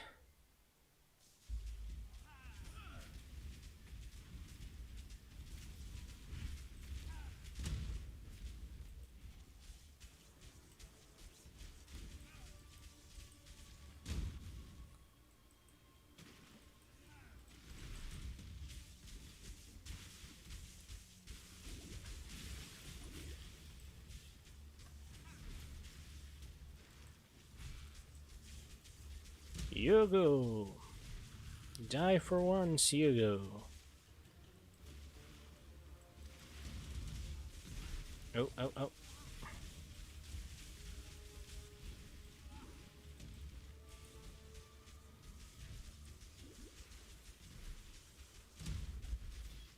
Nice. I usually die like 2 or 3 times to Yogo, so I'm in a kind of self-record here in terms of not dying and stuff. Hello. You're very sad, Clarissa. Now, is this maze going to be better or worse? Actually, this one is quite good. +1 to level socket melee gems, +1 to socket minion gems. Minion are considered melee as well? Not sure. Like zombies are considered melee gems? Not sure. Increased physical damage, increased maximum mana, minions have... Hell, that's already good. Two-handed mace for the beginning.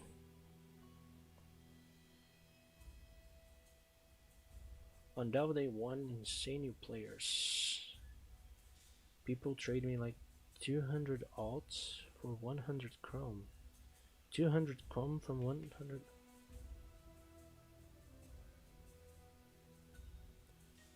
My god. That's a very good strategy to start with.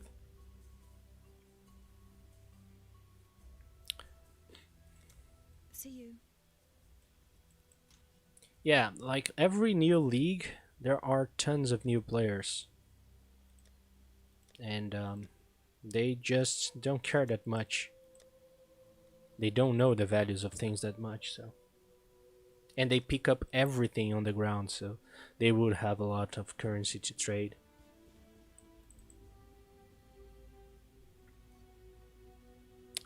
Okay, let's face the boss of this. And then I think we'll call a night. Oh, wait. Oh, wait. This is neither the time nor the place. I know. Skill point. And this one. Let's see if we can get lucky. 1 Vol Orb. 1 Conqueror's Efficiency Chrism Jew. -1 mana. 1% reduced mana cost. Or Corrupted Blood. Boom. Nothing. A very crappy gem. Jewel. Okay. Really crappy. Maybe it's not that much, you know? Increased damage with axes, physical damage leech does life. Yeah, that can be interesting for a melee build. I'll leave it right here.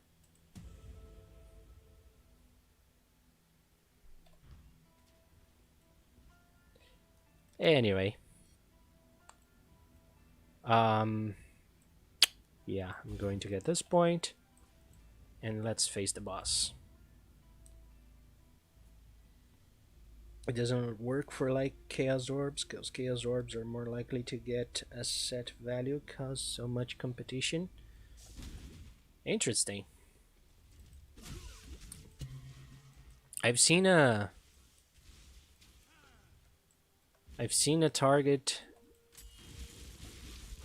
like this league. I think it was this league that a guy tried to do a scroll orb strategy. And he tried to get as many scroll orbs as he could. And then bulk sell in the market to see how much profit he would make. And that was not a good strategy at all.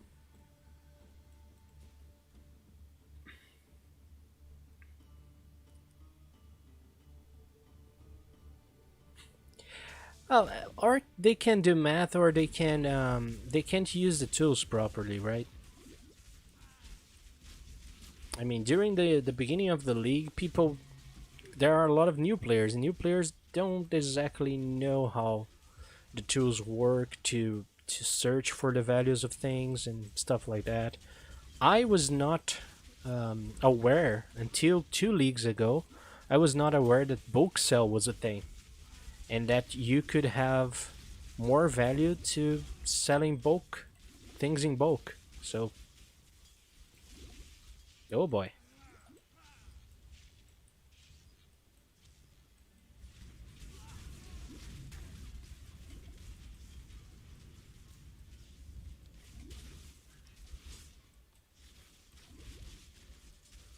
Yeah, no, he realized that he could get like a few chaos back from bulk selling, but it wasn't worth that much of his time overall.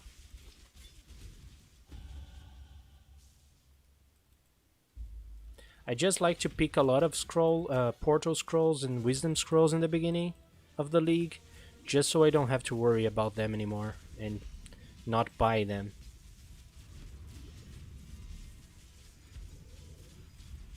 And then later on, if I need more, I buy. So there's no problem in that.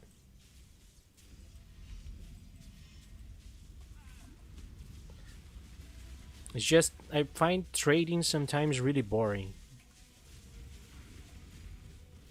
Ow, ow, whoa! Big hits there, lady. Come on. I need a better wand. Okay. Both are dead.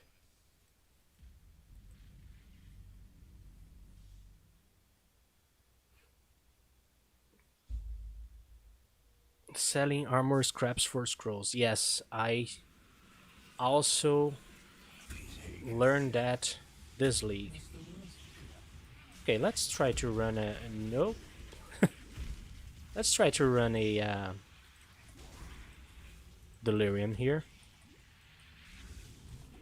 We're level 59.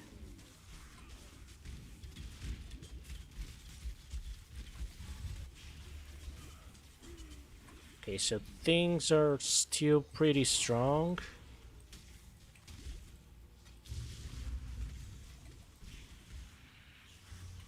So when we reach this point,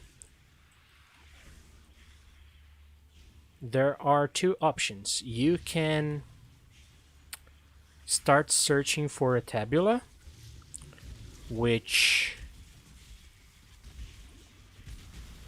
can take some time.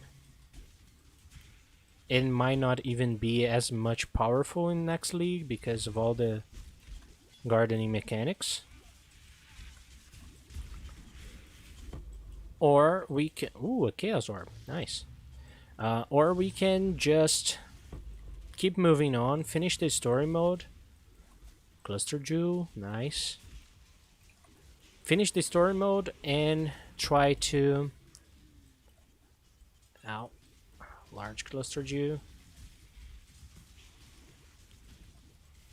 And then after finishing the story mode, you can go back to this area or just start mapping until you can trade for a tabula. Or a 6-link, any 6-link.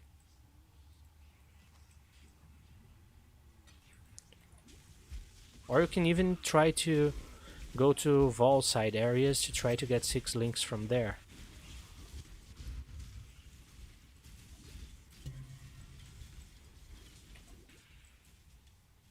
Nice, another ball. Ooh, I want that.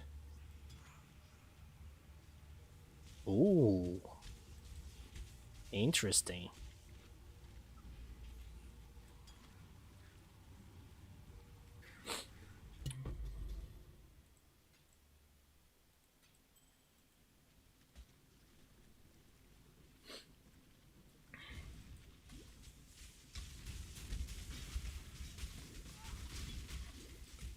So yeah, the 4-link works pretty well. But we can already start to try to farm for a 6-link or just keep moving on. Vol side areas can drop 6 links but can take a lot of time to drop. But also dropping cards here can take a long time, so I don't know if any of those strategies are valid if you are doing a trade league, but if you are doing a solo self-found league, sure, why not? Keep farming here until you find all the tabula cards. It's a possibility. So I'm going to do the lab and quit. Go to sleep because it's getting really late.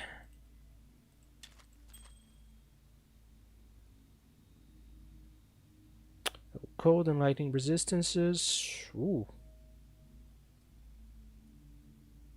So with this one we would get 16 plus 12, it's 28. Right now we have 24. And we would also get a lot of cold resistance, so bye bye Topaz Ring.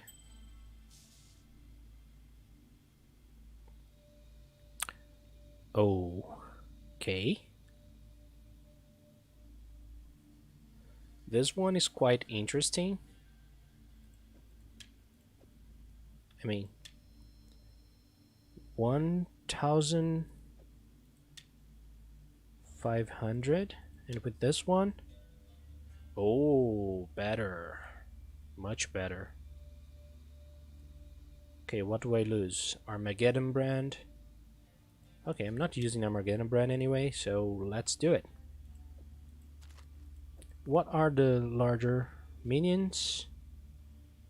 Do increase damage, attack damage while holding a shield. Not good for us. Let's do the... Oh! The crypt! I didn't get the crypt. Damn it. Where... Really? Okay, so I'll just get the ascendancy then.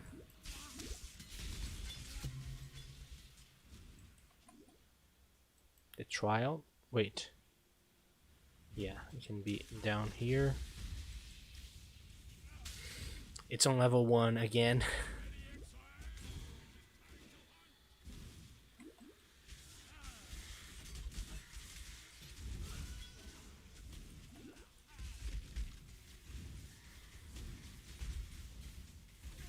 Ow. Let me be. Come on. Wait, didn't I do this? Oh, okay. Oh, come on. Are you going to... Really?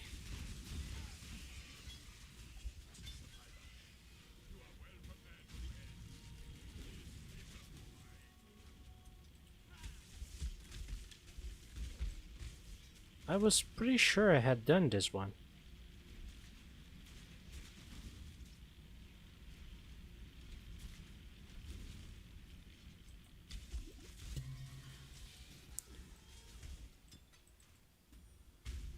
Damage over time. And the mana flask.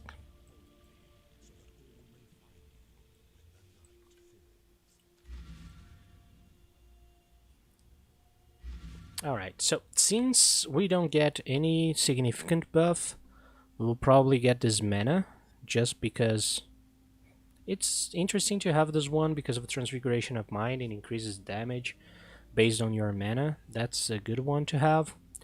But I'm going to stop probably right now. First of all, I would like to thank Mus and Kilodoggy for the company. You guys were amazing. And for everybody else who followed us during the live, thank you guys a lot. You guys are really awesome. Thanks for everyone who is subscribed to the channel. We surpassed the 500 mark, and that's amazing. If you're not subscribed to the channel yet, please click in the button below, subscribe to the channel, and activate the notification bell to be notified when I go live and launch new videos. If you did not leave a like in this live yet, please also click in the button and leave your like in this video. Thanks a lot for everybody, and I'm going to finish up right now. So tomorrow I'll probably come back, maybe leveling a melee character, maybe doing something else. So see you guys tomorrow. Bye bye, guys.